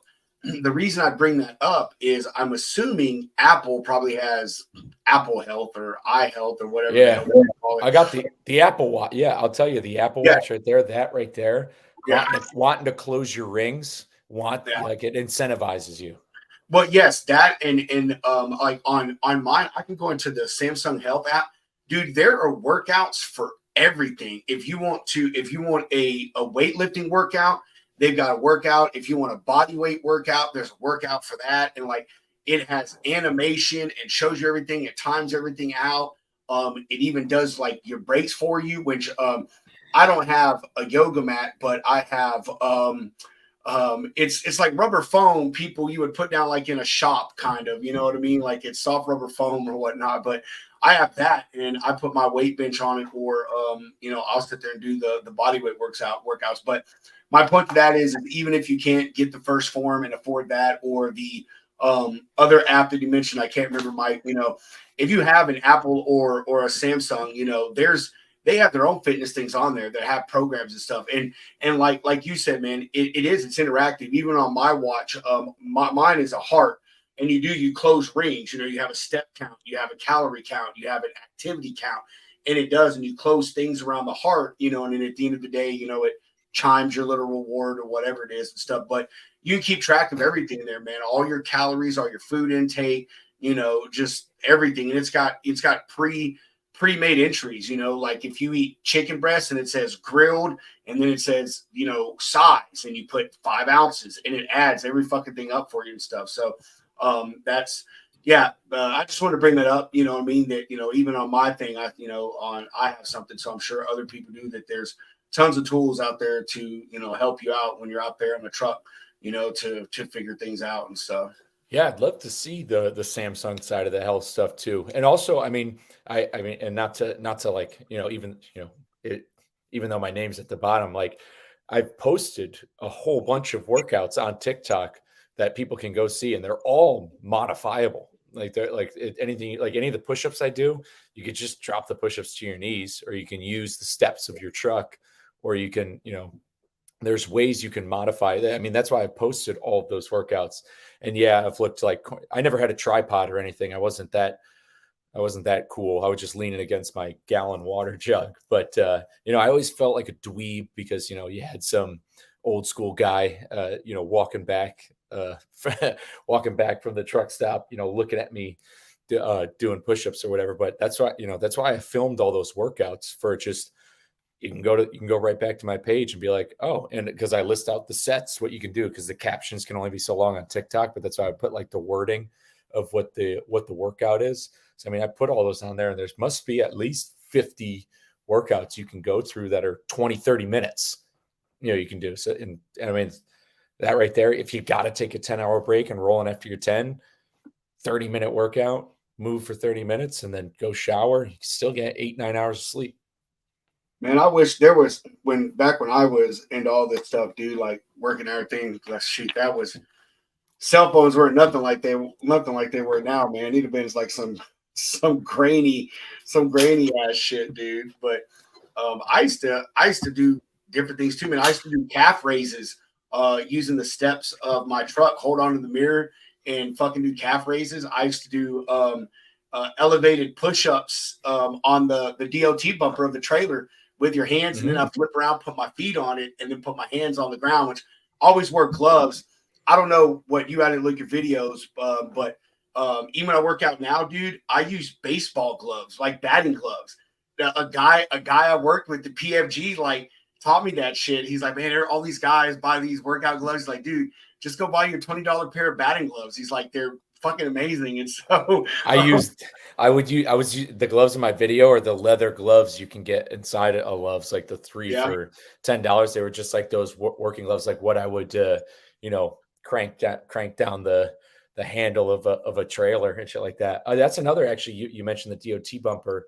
I also got TRX straps at one point, because you can throw the TRX strap and shut the door, and you can do TRX strap stuff too. So like if you want to be able to do pull-ups and stuff, the TRX strap is another one where, especially for mobility wise, you can do lunges. Like in case doing lunges is a little hard on your knees, you can give yourself that support. TRX straps are another, because like I said, you could put because obviously you don't have a wall to like nail them to or something, but it comes with like a little block, and you could pop it right in you could pop it in the top of the door and shut the door, and you could do TRX strap stuff too.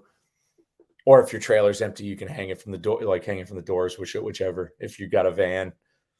Golly, look, dude, man. So hey, are you going to keep up like your content as far as like the working out by, you know, like truck workouts and stuff, man? Because I mean, I know you're off the road now, dude, but dude, man, that's some really like solid shit, Mike. Like you got to find a buddy who owns a truck, like, hey, just let me take your truck to an open ass area and let me do workouts on it so I can record content for my social media.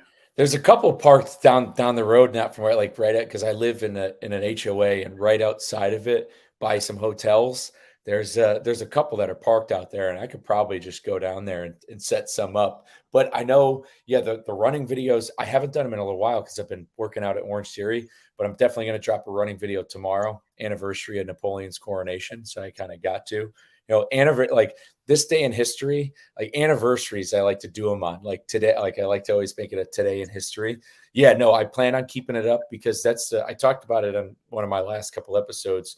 The future, what I'm looking at is, going towards definitely designing a newsletter that I can get out to carriers about, carriers that they can then, insulate to their drivers about, health tips, staying healthy, doing stuff like that, and continuing to grow the brand. Like ideally, I would like to be somebody or be someone in the industry looks at as, hey, this guy will help us get fit, or this is the fitness guy in trucking. That's what I'm looking at. And I know I was only OTR for 3 years, but in those 3 years, I did train and run in 5 marathons.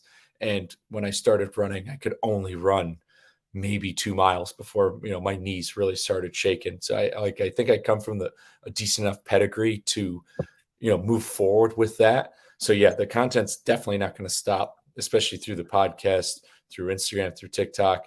And look, I know social media, people, want to stray away from it, but I look at social media like, just like the environment. If you dump a barrel of oil in the river, you're probably not going to drink that water. So I try to keep what I put on social media the same way I treat, I don't litter, I don't throw garbage out my car window. You put toxic stuff in the environment, you dump oil in a river, probably can't drink out of the river. You dump toxic stuff on the internet's going to eventually become a little toxic, So yeah.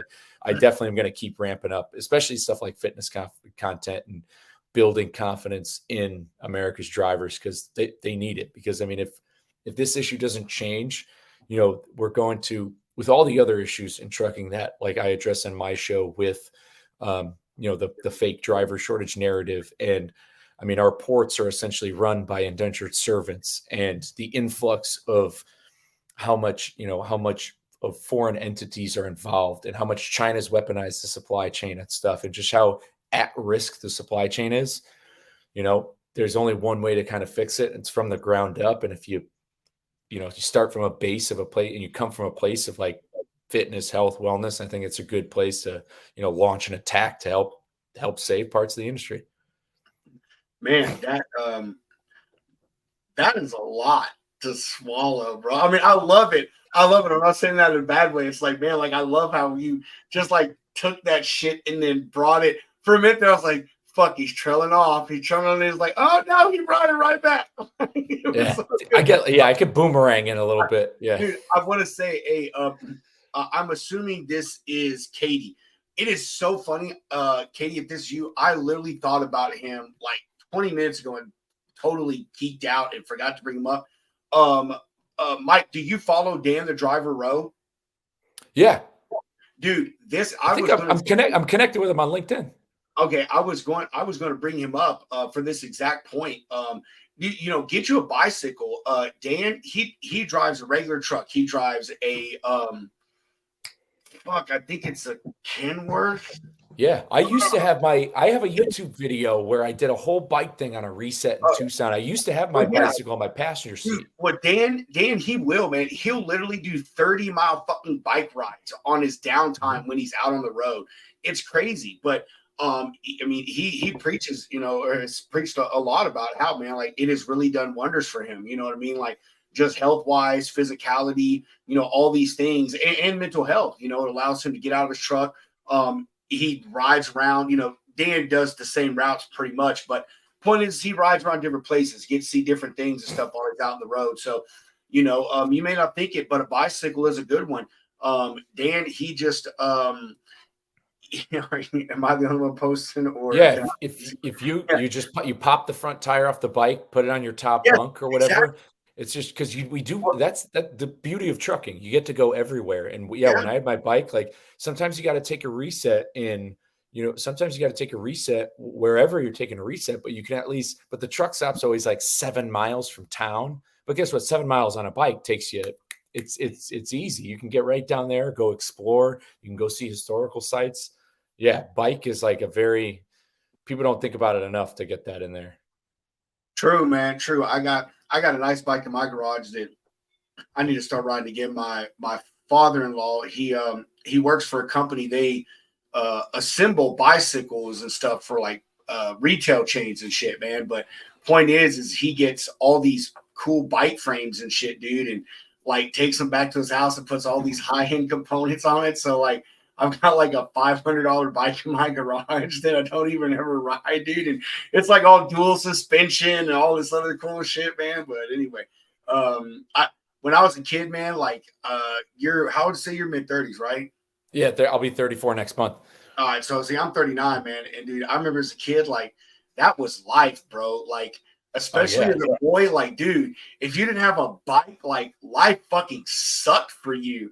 And it's crazy how, like, you kind of get out of that as an adult once you start driving. But it's like, man, I remember how, like, you feel on a bike, man, and like how enjoyable and the stuff that I saw on a bicycle even as a kid, man. So I'm glad you brought that up about Dan the Driver Road, because he does those bike rides, and he even takes pictures and stuff on some of his rides when he's down there, like in Florida and stuff like that, of the ocean and everything. So you need it. I mean, it's you're trapped. The truck is an 8x8 cell, and you're restricted by ELDs. So even if if you're an owner operator, you could just drop your trailer somewhere and maybe drive somewhere. But for the most part, it's hard to move. PC's a gray area.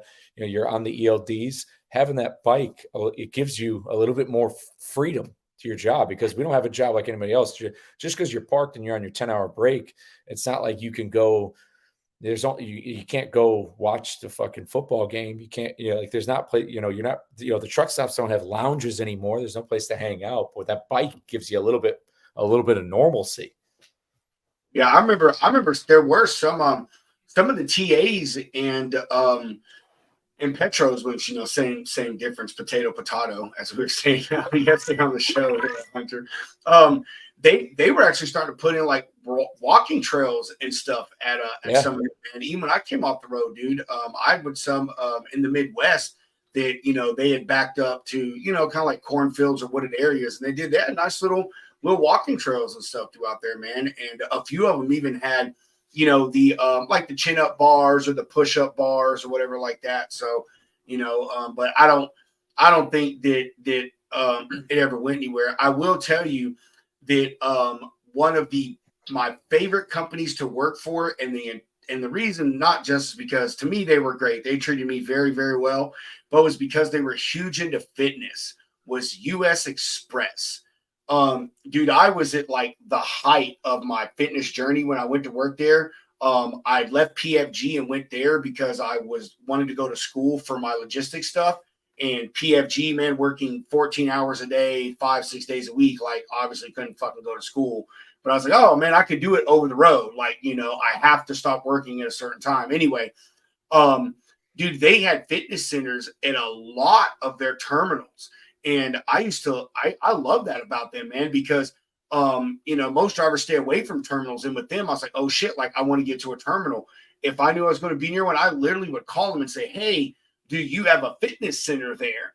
And a lot of them did, man. And I really love that about them, dude. That, man, I could go in and it was a mini gym, man. It was all assisted weight stuff, and bicycles and ellipticals and everything like that. But dude, it was great. I didn't have to break out my stuff. I could go in there, like get a true freaking gym workout, man, hit the treadmill, hit the bikes, do that type of stuff. So, I'll say that was one of my favorite places. And I say that because I wish that the carriers would be bigger on it too. A lot of them like, oh, health and wellness plan, and they pass out some flyers and here's a fucking video to watch or whatever. But that's it. They really don't provide, like you might, they don't say, hey, we're going to have Mike at our terminal for the entire week this week, and if you're not able to come here, we're going to record Mike doing workout videos, and we're going to distribute all this to them. You know what I mean? Or, hey, we're going to put a gym in at this place. Or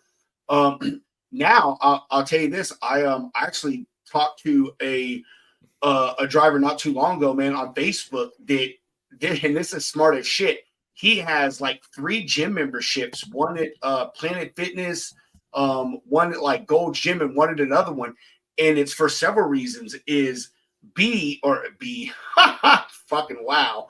A, dude, they have big parking lots, so he can pull his truck in there and go in there and get a good workout. And B, they have shower facilities, so he can go in there, get a good workout, then take a nice shower that is way cleaner than a fucking truck stop shower. You know what I mean?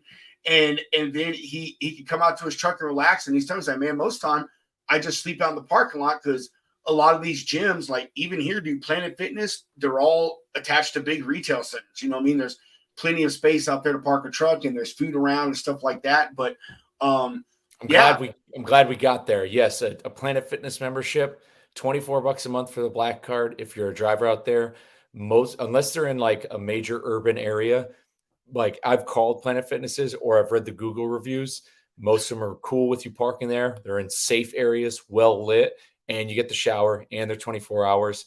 And and you're near possibly a grocery store, possibly a place to go shopping. Yeah, that's like another important thing. And they have those badass massage chairs, bro. Yes. You know what I mean? Like, and they got those badass massage chairs, man. Yeah. Who is this? US Express is fire. Craig Fuller from Freightways will love to hear the good things said about US Express. Dude, I'm serious, bro. So I'll tell you, man. On a little side note, I guess you could say I'm an oddity as a driver because my entire driving career, I worked for big companies. I was never an owner operator. I thought about doing it several times, and every time I was about to pull the trigger, like just something pulled me back from doing it. Point is I always work for big companies that people complain about, like Lisa Motor Lines. They were owned and operated by FFE, which is, a fucking humongous reefer carrier out of frozen food. Yeah, dude. I worked for them. I worked for Knight Refrigerated. I was one of the first drivers when Knight Refrigerated actually became a company when they bought out Rhodes West. I worked for US Express. I worked for Performance Food Group. They're a nationwide, company. McLean. I work for McLean, nationwide company. Although I will say they are headquartered like 30 miles away from me, so I do want to point that out. But point is, dude, I loved all those companies, man. Lisa Motor Lines, dude, amazing. I did a favor for someone one time. They moved me from an old ass Freightliner Century class to a brand new International Pro Star. Like, Knight Refrigerated. Dude, being one of the first drivers there, you got whatever you wanted.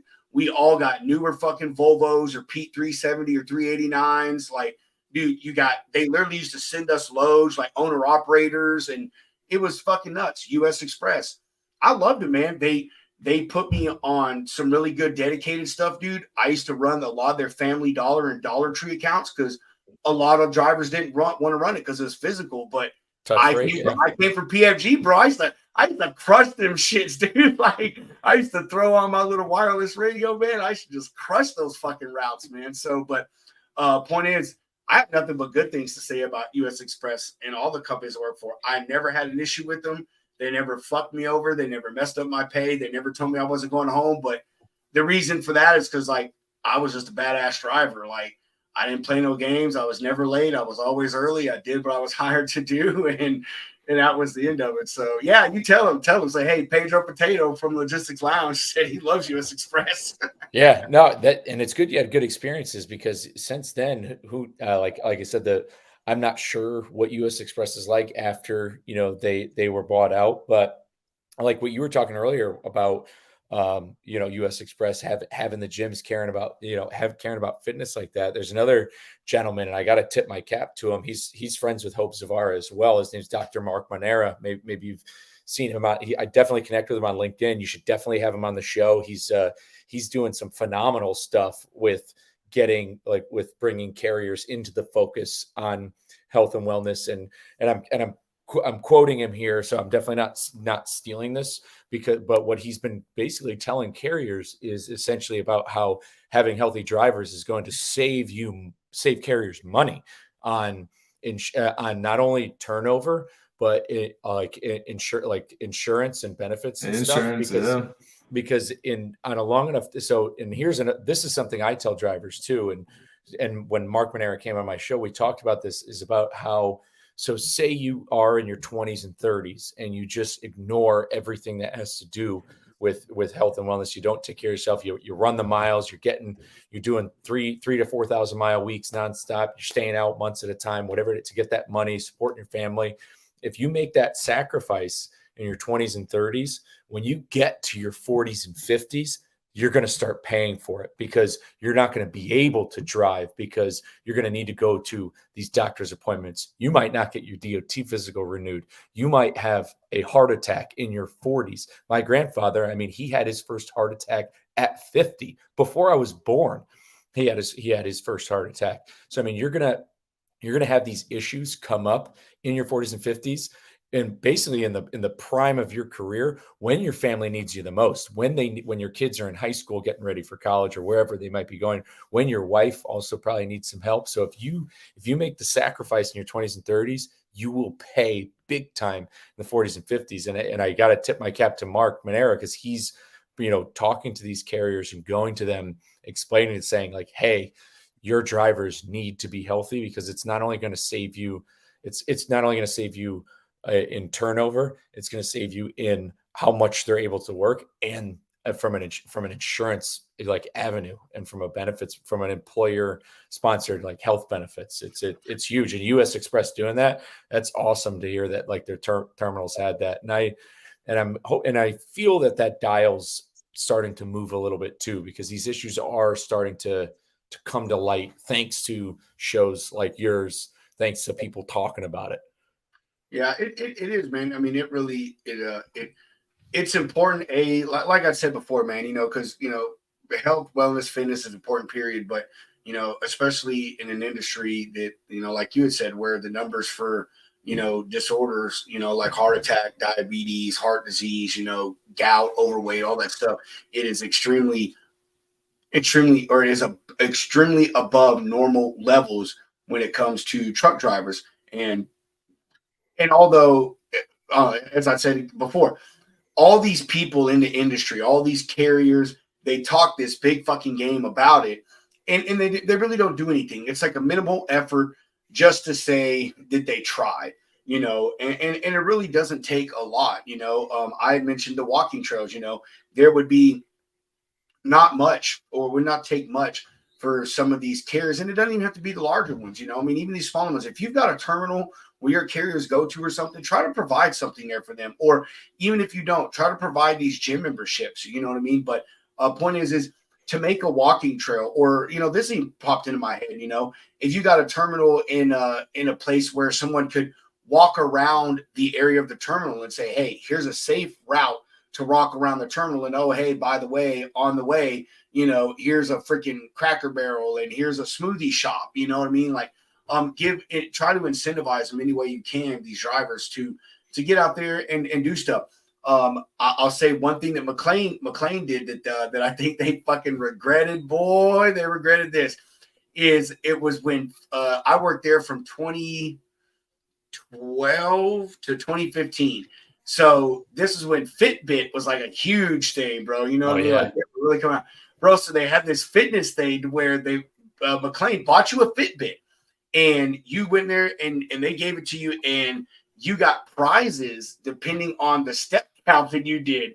And it's like, I don't think you motherfuckers thought this out really well, because like you're talking like on average like 20,000 steps and shit. And it was funny because the step count, like, you knew they didn't do any research into this. And I'm only saying this because it's funny. It's funny for our stories, but like the original things were like, oh, at 100,000 steps, you get like a $10 gift card, whatever it was, you know what I mean? And it escalated. And dude, like after 2 weeks, they all changed to like this crazy amount of steps. It was like 3 million steps. Like, it was like yeah, these motherfuckers learned real quick, because here in Temple, man, I think there was like close to 200 drivers. And it's like, well, I bet you they learned about that 50th driver walk through that door asking for that $10 gift card. You're like, shit, we may have made a mistake here. Dan, I think you're onto something big though. You see what truckers will respond to an incentive, man. Yeah. Like when it comes to that money, when it comes to something like that I tell you what, I tip my cap to McLean on that one, because that's a fucking phenomenal idea. Dude, it was a phenomenal idea, but like it was.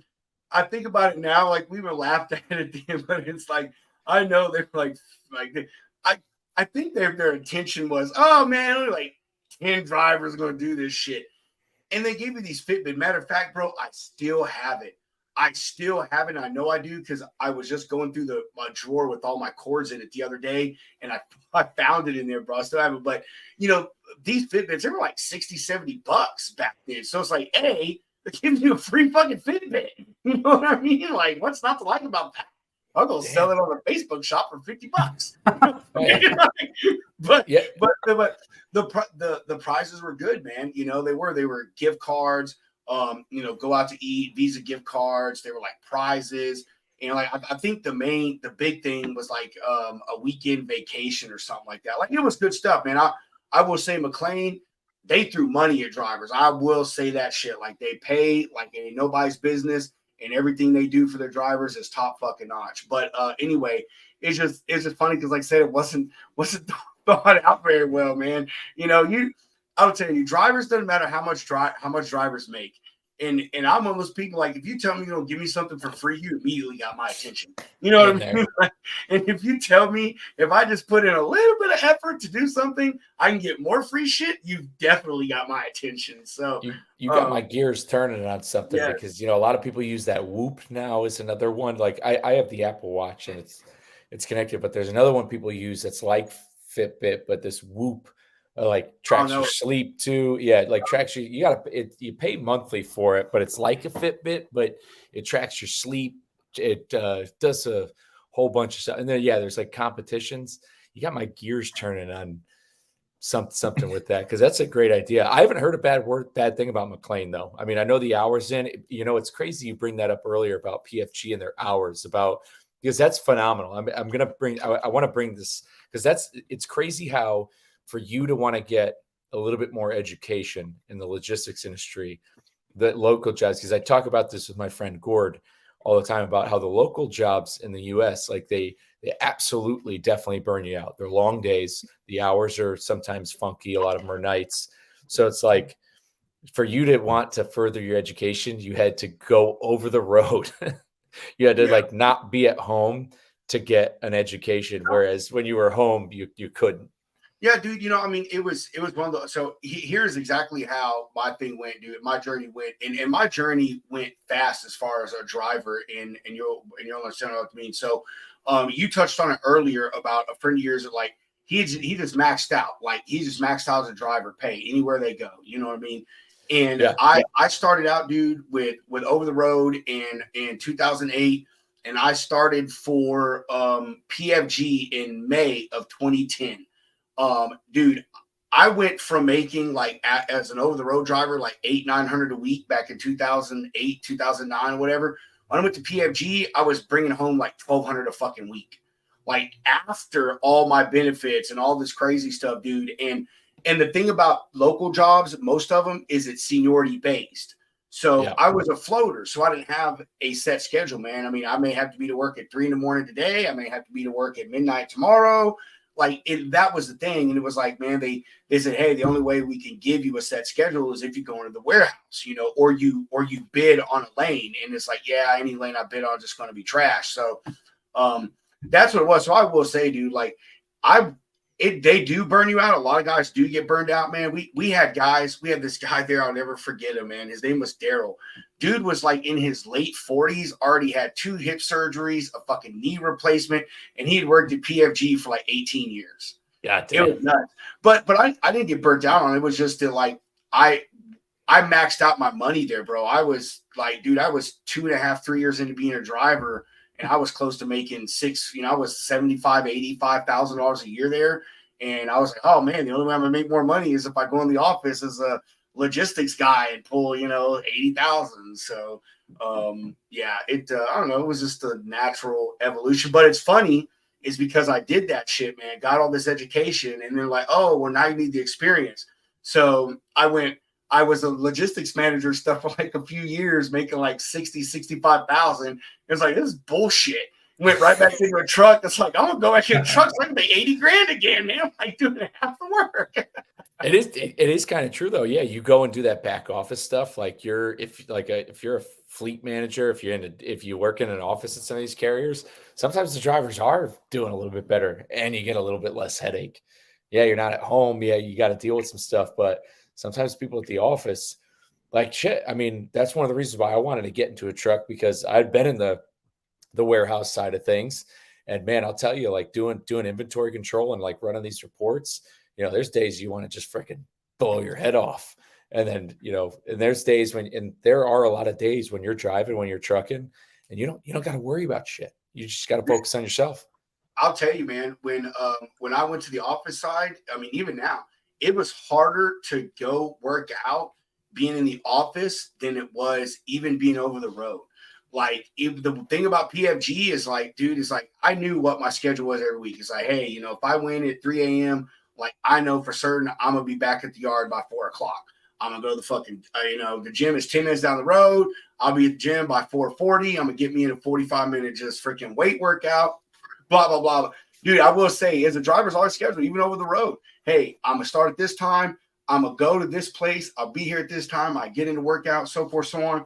Is the office person, dude, man, my first job, it was literally 10 hours a day, 4.5, or 10 hours a day, 4 days a week, and then 5 hours a day, 1 day a week. And that was at Office Max.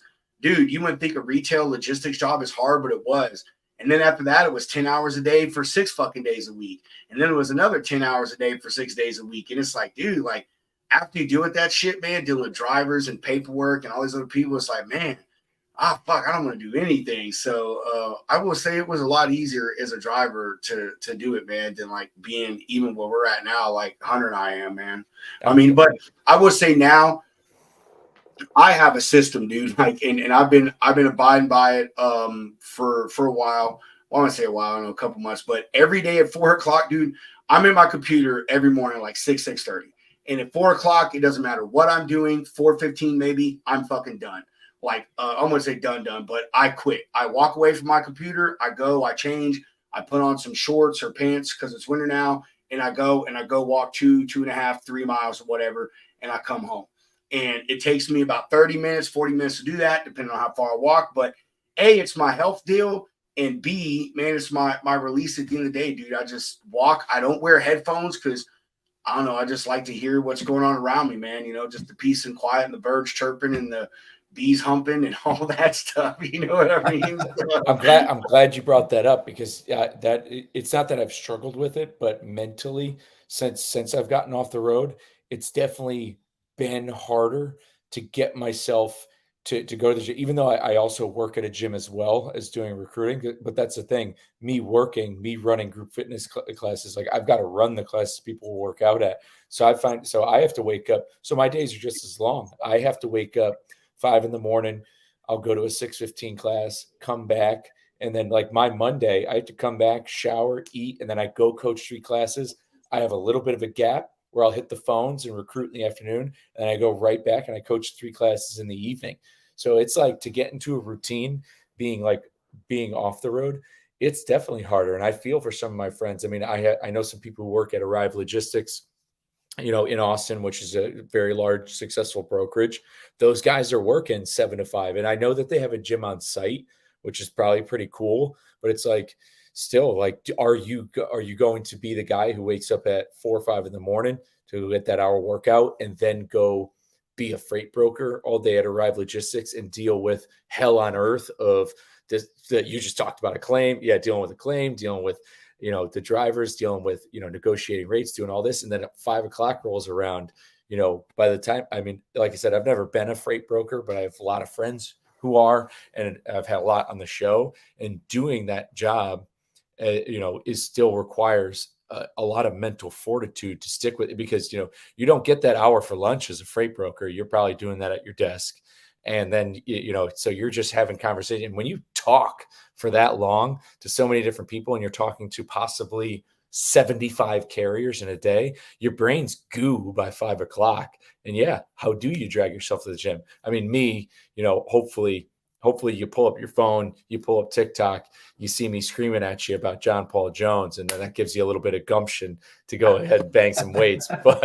But it's still at the end of the day, like, yeah, when you get done, like being a freight broker or working in a warehouse, being a warehouse manager, or, if you're not a driver, it's still just as challenging, at the end of your day to do that. Cause it's very hard in the morning. Cause a lot of and if you work in logistics as a whole, whether you're on the driver's side or, an office or warehouse side, the warehouse could be 24 hours, but odds are if you're working in a warehouse, you're getting there between 6 and 7, and you're probably not leaving until between 5 and 6 at night. So it's a long day, and it's tough. Facts. Even though I work from my house, I'll tell you, dude, it's kind of crazy because I can never say I'm going to be late to the office. It's like literally I get out of bed and my computer is like, my office is 5 feet, 10 feet away from me, where depending on where I fall asleep at, you know what I mean? If I hit the sleep here in the office or the bedroom or the couch, but it's all day, man. My computer literally stays on until I go to bed, which is usually about midnight because I do my freight broker stuff. And then after I do that, Hunter and I create content for the show and do, all this other stuff. And, so it is going to be difficult, man. And that's why I set that 4:15 rule. I'll say 4 to 4:30. And the reason I do that is because I live behind 2 schools, and the junior high, all the kids from there are usually gone off campus by 4 o'clock. So, I can go walk the trail, walk up by the school, do my little trail or whatever that I have. And I don't have to worry about these little bratty ass fucking 12 and 13-year-olds. I'm telling you, right? I hate kids. I do. I have 3 kids and I hate kids. Only reason I love my kids is because I can beat them. But anyway, that's my thing is I have that hard rule, and some days I miss it, man. It's not an everyday thing. Some days things are going on, like Fridays. I never do it on Friday because I usually go and have to get my beer and, all this stuff for the show. But anyway, point is it is my thing, man. Like setting that hard limit. It's like, hey, at this time, this is what I'm going to do. You know what I mean? And for a person like me who is structured, I need that. You know what I mean? Like, and honestly, I look forward to it, man, because after my day of all the bullshit, dude, talking to people and dealing with customers and claims and carriers and all this other BS, it's like, man, I get to go and just walk, even though I take my phone with me. Like I said, I don't bring headphones, man. I just listen to what's going on around me. The cars driving up and down the street, the freaking birds chirping, the crickets, the dogs barking, I mean, like whatever it is. And it sounds crazy, but it is. It's like super fucking relaxing. You know what I mean? And at the same time, I'm getting out there. I'm stretching my legs. I'm getting in a little bit of fitness. I keep track of my stuff. My average walk, I burn like 500 calories on it. You know what I mean? And when you come back in here to my house, I go into my garage and do a weight workout and burn like another 300 or 400 calories. So, it's good. I think it's important to have those a set schedule. And you say it's hard to do it, but it goes back to that building habits thing. If you start saying, hey, every day at 4:30, even though I'm not leaving work, I'm going to step aside and go give myself an hour to do a walk or 45 minutes to do a walk or do this or do that, and it turns into more than that, Yeah. And coming full circle on like when it comes to habit stacking with what you're saying, how you made 4 o'clock like a non-negotiable thing is a great thing to do that, especially if you're a driver. Well, number one, first and foremost, if it was a travel day with me driving, whereas I knew I was just starting at point A and I was ending not at the receiver. If it was a travel day, and I know the old school drivers out there will be like, oh, you're a piece of shit, but I would drive in athleisure. Like I would wear, a shirt like this, athletic shorts, and I would drive in my running shoes and drive in my running shoes. And I knew, but writing it down, like if you write a checklist, writing a checklist and checking off what you're doing, when you do it, there is such a sense of accomplishment for it. And then eventually you get to the point where it becomes non-negotiable, where as soon as I pull that yellow tab, the Camelback's already full. I just need to get out. And all you do is just start walking. Like that's right there. Do want to say what's up to Matt. Matt, we got to talk soon too. Big fan of you. I want Matt to have a discussion with him. He's cool. He's a cool cat. He's got a story. I want to say, Matt, Dude, I totally was gonna watch the show today, man. Like I literally made a reminder in my calendar to watch it, and then 5 minutes before your show came on, this dumbass decided to dump half my plant load across my customer's facility, and then I had to deal with the claim. So I've been wanting to watch your show, man. Since you so much love, I keep meaning to watch yours. So sorry, bro. I was so gonna be there today and fuck with you and Alex, man. I just want you to know that. So anyway. But yeah, no, it's good that you do that. I like how you don't wear headphones. I actually never run with headphones. And I have a friend who ran cross country in college, and that was just like he's like, yeah, man, running with music's pussy shit. That's how you get better. I was like, all right. I want to say it's a two thing with me, and this is just me, for one, ex-military, for two, I'm just a crazy human being, and you'll understand what I'm saying when I say this is I want to hear what's going on. You know what I mean? Like, I want to know if a car is fucking screeching off the road and about to slam into me. I want to have the chance to try to jump out of the way. Or if someone's driving down the street and just decides to pull out the gat and start, popping fucking rounds off. You know what I mean? Like, it sounds weird, but like I think about stuff like that when I'm like out and like walking. I'm like, man, like what if someone hits me? Like if I have my headphones on, I'll never hear them going off the road or whatever. So so it's like a two-pronged thing for me. Dude, if I was wearing headphones, I would have been mauled by one of those 4 pit bulls, like without a doubt. Exactly. I'm talking one of them was in Missouri, and I remember because I was off 35 at a Love's towards the Missouri-Iowa border. And I mean, the only reason that pit bull didn't get me is because I ran into a ditch and went uphill, and as it was coming across the street, eventually traffic stopped it. And same thing in Arkansas, but in Arkansas too. If I was wearing headphones, I would have gotten jumped on by a fucking monster and had my throat ripped out if I was wearing headphones. And I've definitely ran in some shady areas in Mississippi. There's definitely been some, truck stops aren't necessarily next to the fucking country club. So I mean, I'm gonna give you the best security tip you're ever gonna get, Matt. Even though you're not off the road, just period. If you're running around, dude, I promise. If you're running around and talking to yourself and reciting this day in history shit, nobody is gonna mess with you. I promise. I swear to God, they're gonna be like, man, we're gonna go rob this son of a bitch. Then pull up and Matt's in there on this day in history. We're gonna pull it. I'm like, never mind. What is that family vacation? Roll them up. yeah, exactly. Yeah, if they see me screaming about, some shit about Alexander the Great, they're gonna be like, man, maybe we should stay away from this guy in the fucking plate carrier. but this guy's not exercising. He's just peeing on that last hit of meth he took. That is, yeah, you're right. Maybe that's what's kept me safe the whole time. Yeah, right. Oh man, Hunter, do you have anything that you want to say to Matt before we get off here, man? Man, thank you for being here, brother.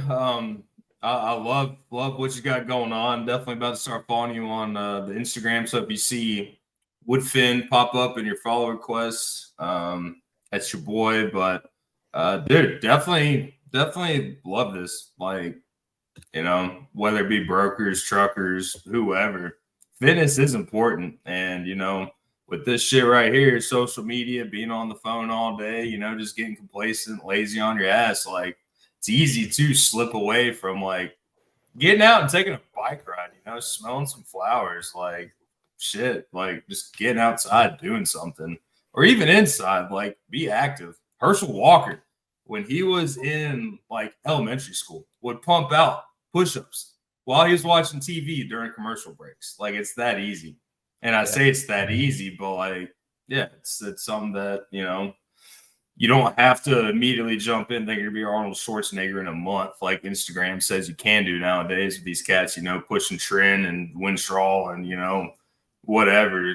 God knows what's coming off the market these days. But yeah, it's good, man. It's good for mental health. I think it's something that coming into these times post-COVID, we can be outside again, and it's great.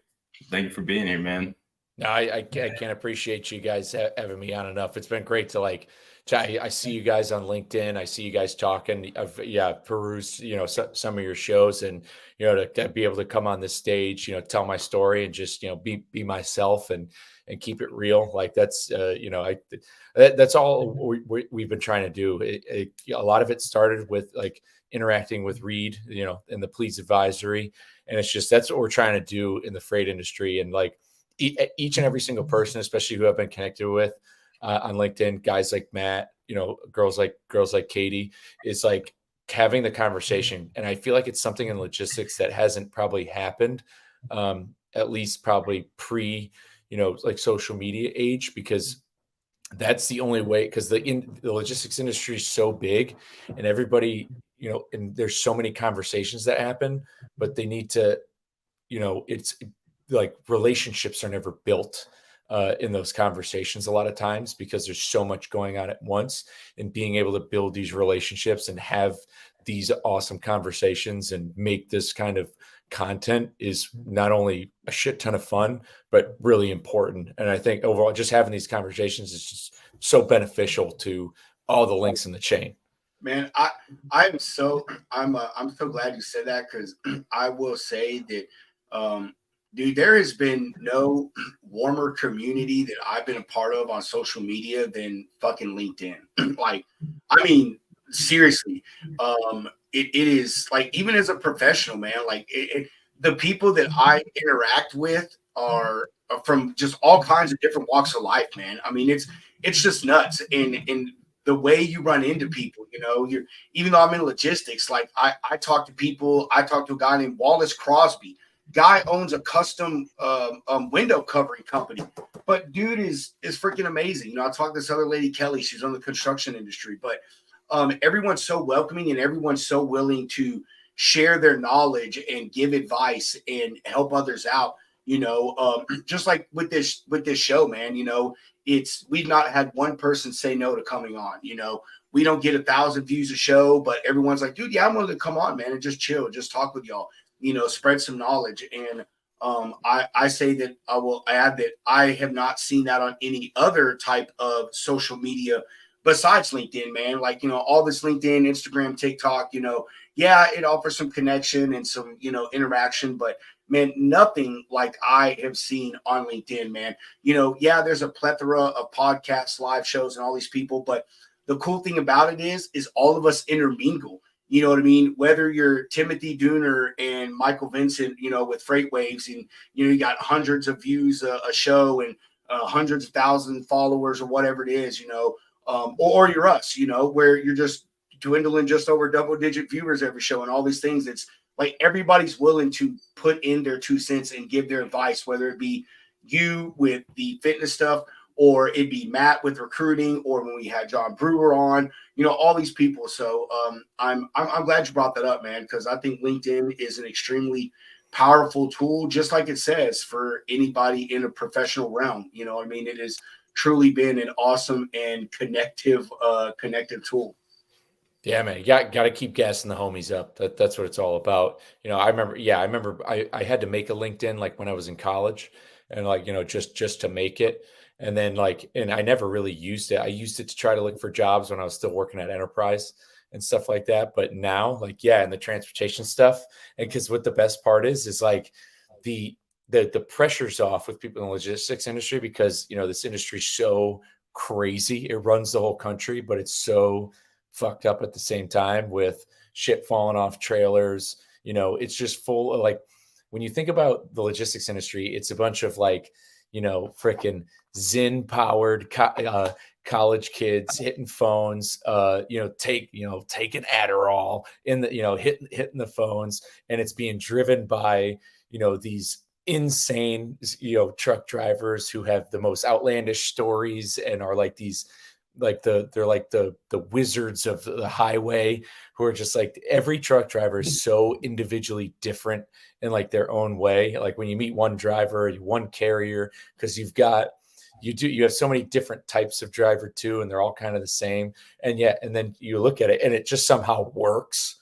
at the end of the day, like there's still somehow like shit on the shelves. There's still somehow gas at the gas station. Like it all winds up there, and everything that happens in between is nuts. And this is a conversation Reed and I have had about this, and it's just like how it still works. But then, yeah, on LinkedIn to be able to, yeah, it's professional, but to also add the humor, dude. That's why I put my show live on LinkedIn. I was like, you know what?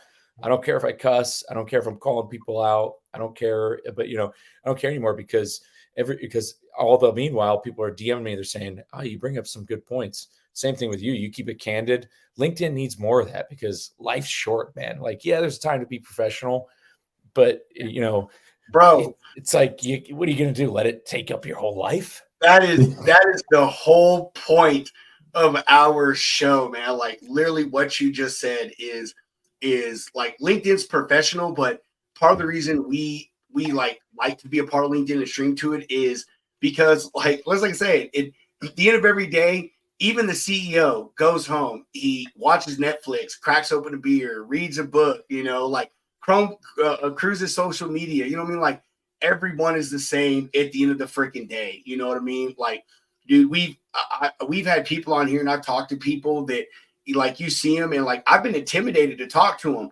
But then once we get them on here or I have my little pre-show phone call with them, I'm like, man, this son of a bitch is cool as hell. Like there's another guy we had on, Joe. He lives in San Antonio and him and I are talking about hooking up. Just like I want to hook up with you sometime, man, because you're in Austin. So, but got to go to a Horns game.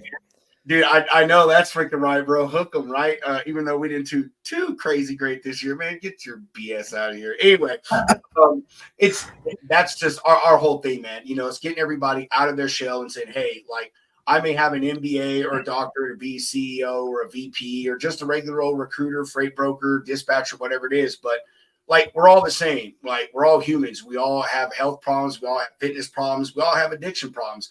We all have marital problems, all that stuff, and this is the place you can come and just chill, man. Like you said, be candid.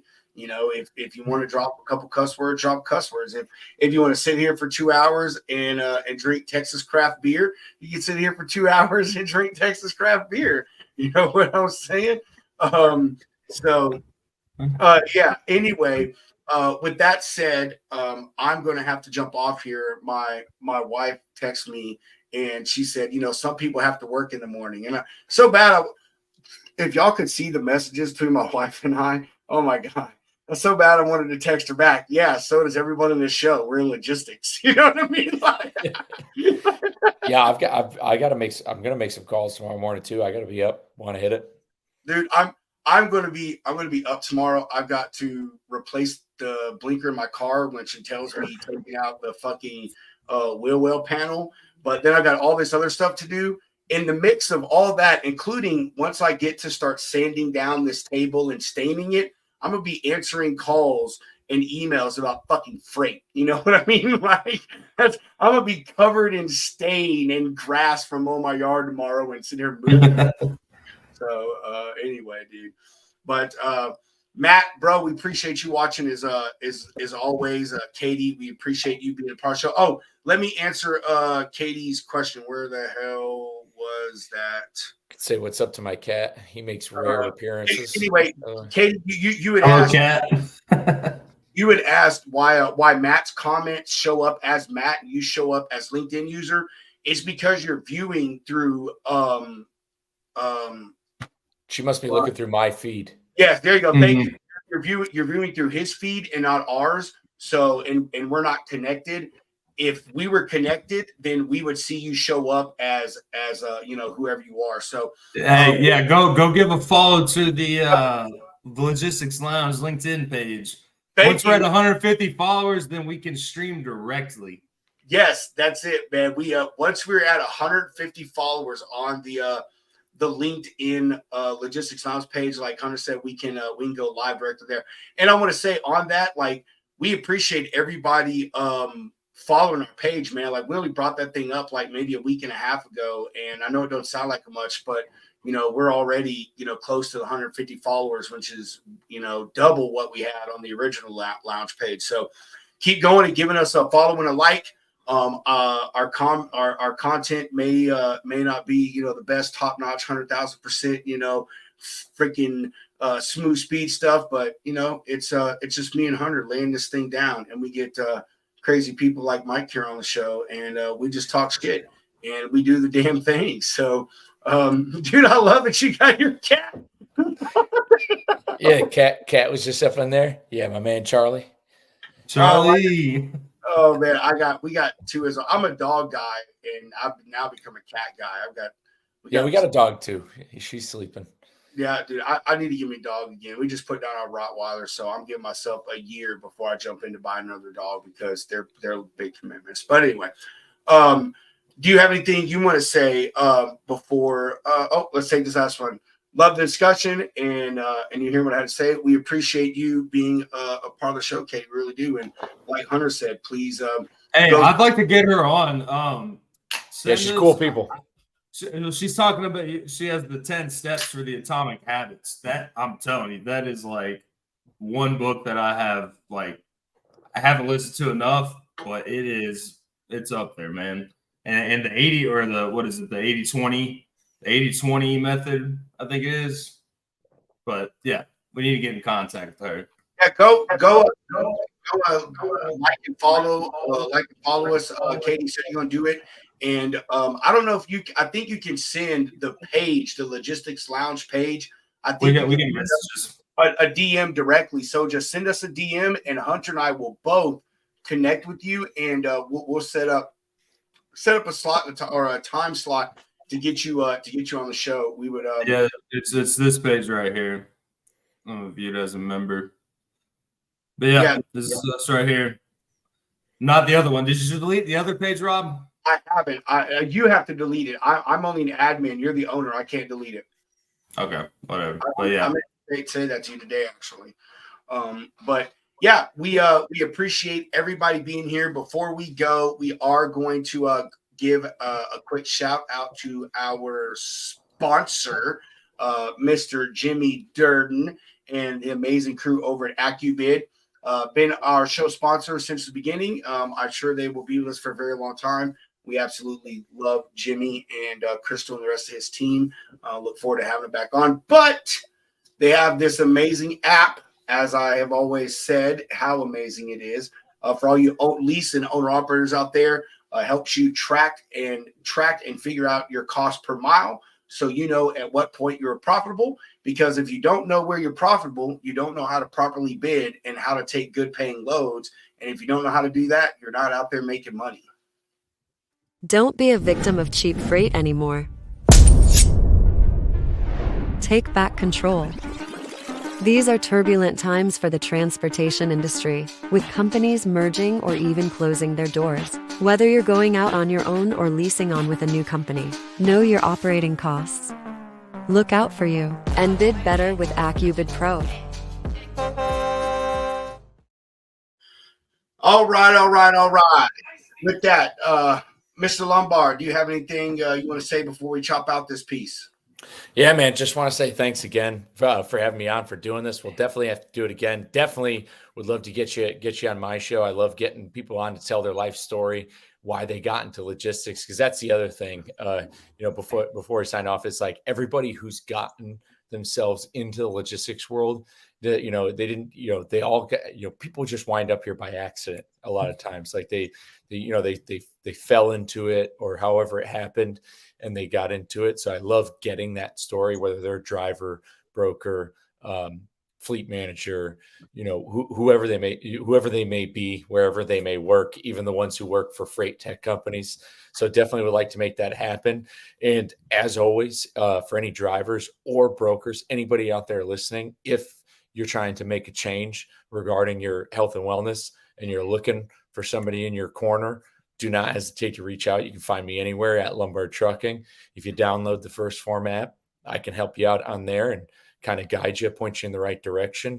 But at the same time, go out there. And I know I said this a little bit earlier, but if there's people still watching, is know that if you've watched any ounce of my content, when I bring up that stuff about history, I can't stress enough how truthful it is that the DNA of the heroes who came before us runs through us now. And if you don't know it or don't believe it, you are capable of any ounce of success and all the achievements that we've achieved, from exploring across oceans and going to different continents, and, you know, these insane, you know, these glorious battles over Europe and all this stuff, all these insane things that have happened in history, you're capable of doing those things, you know, where there's maybe not wars fought like they were yesterday.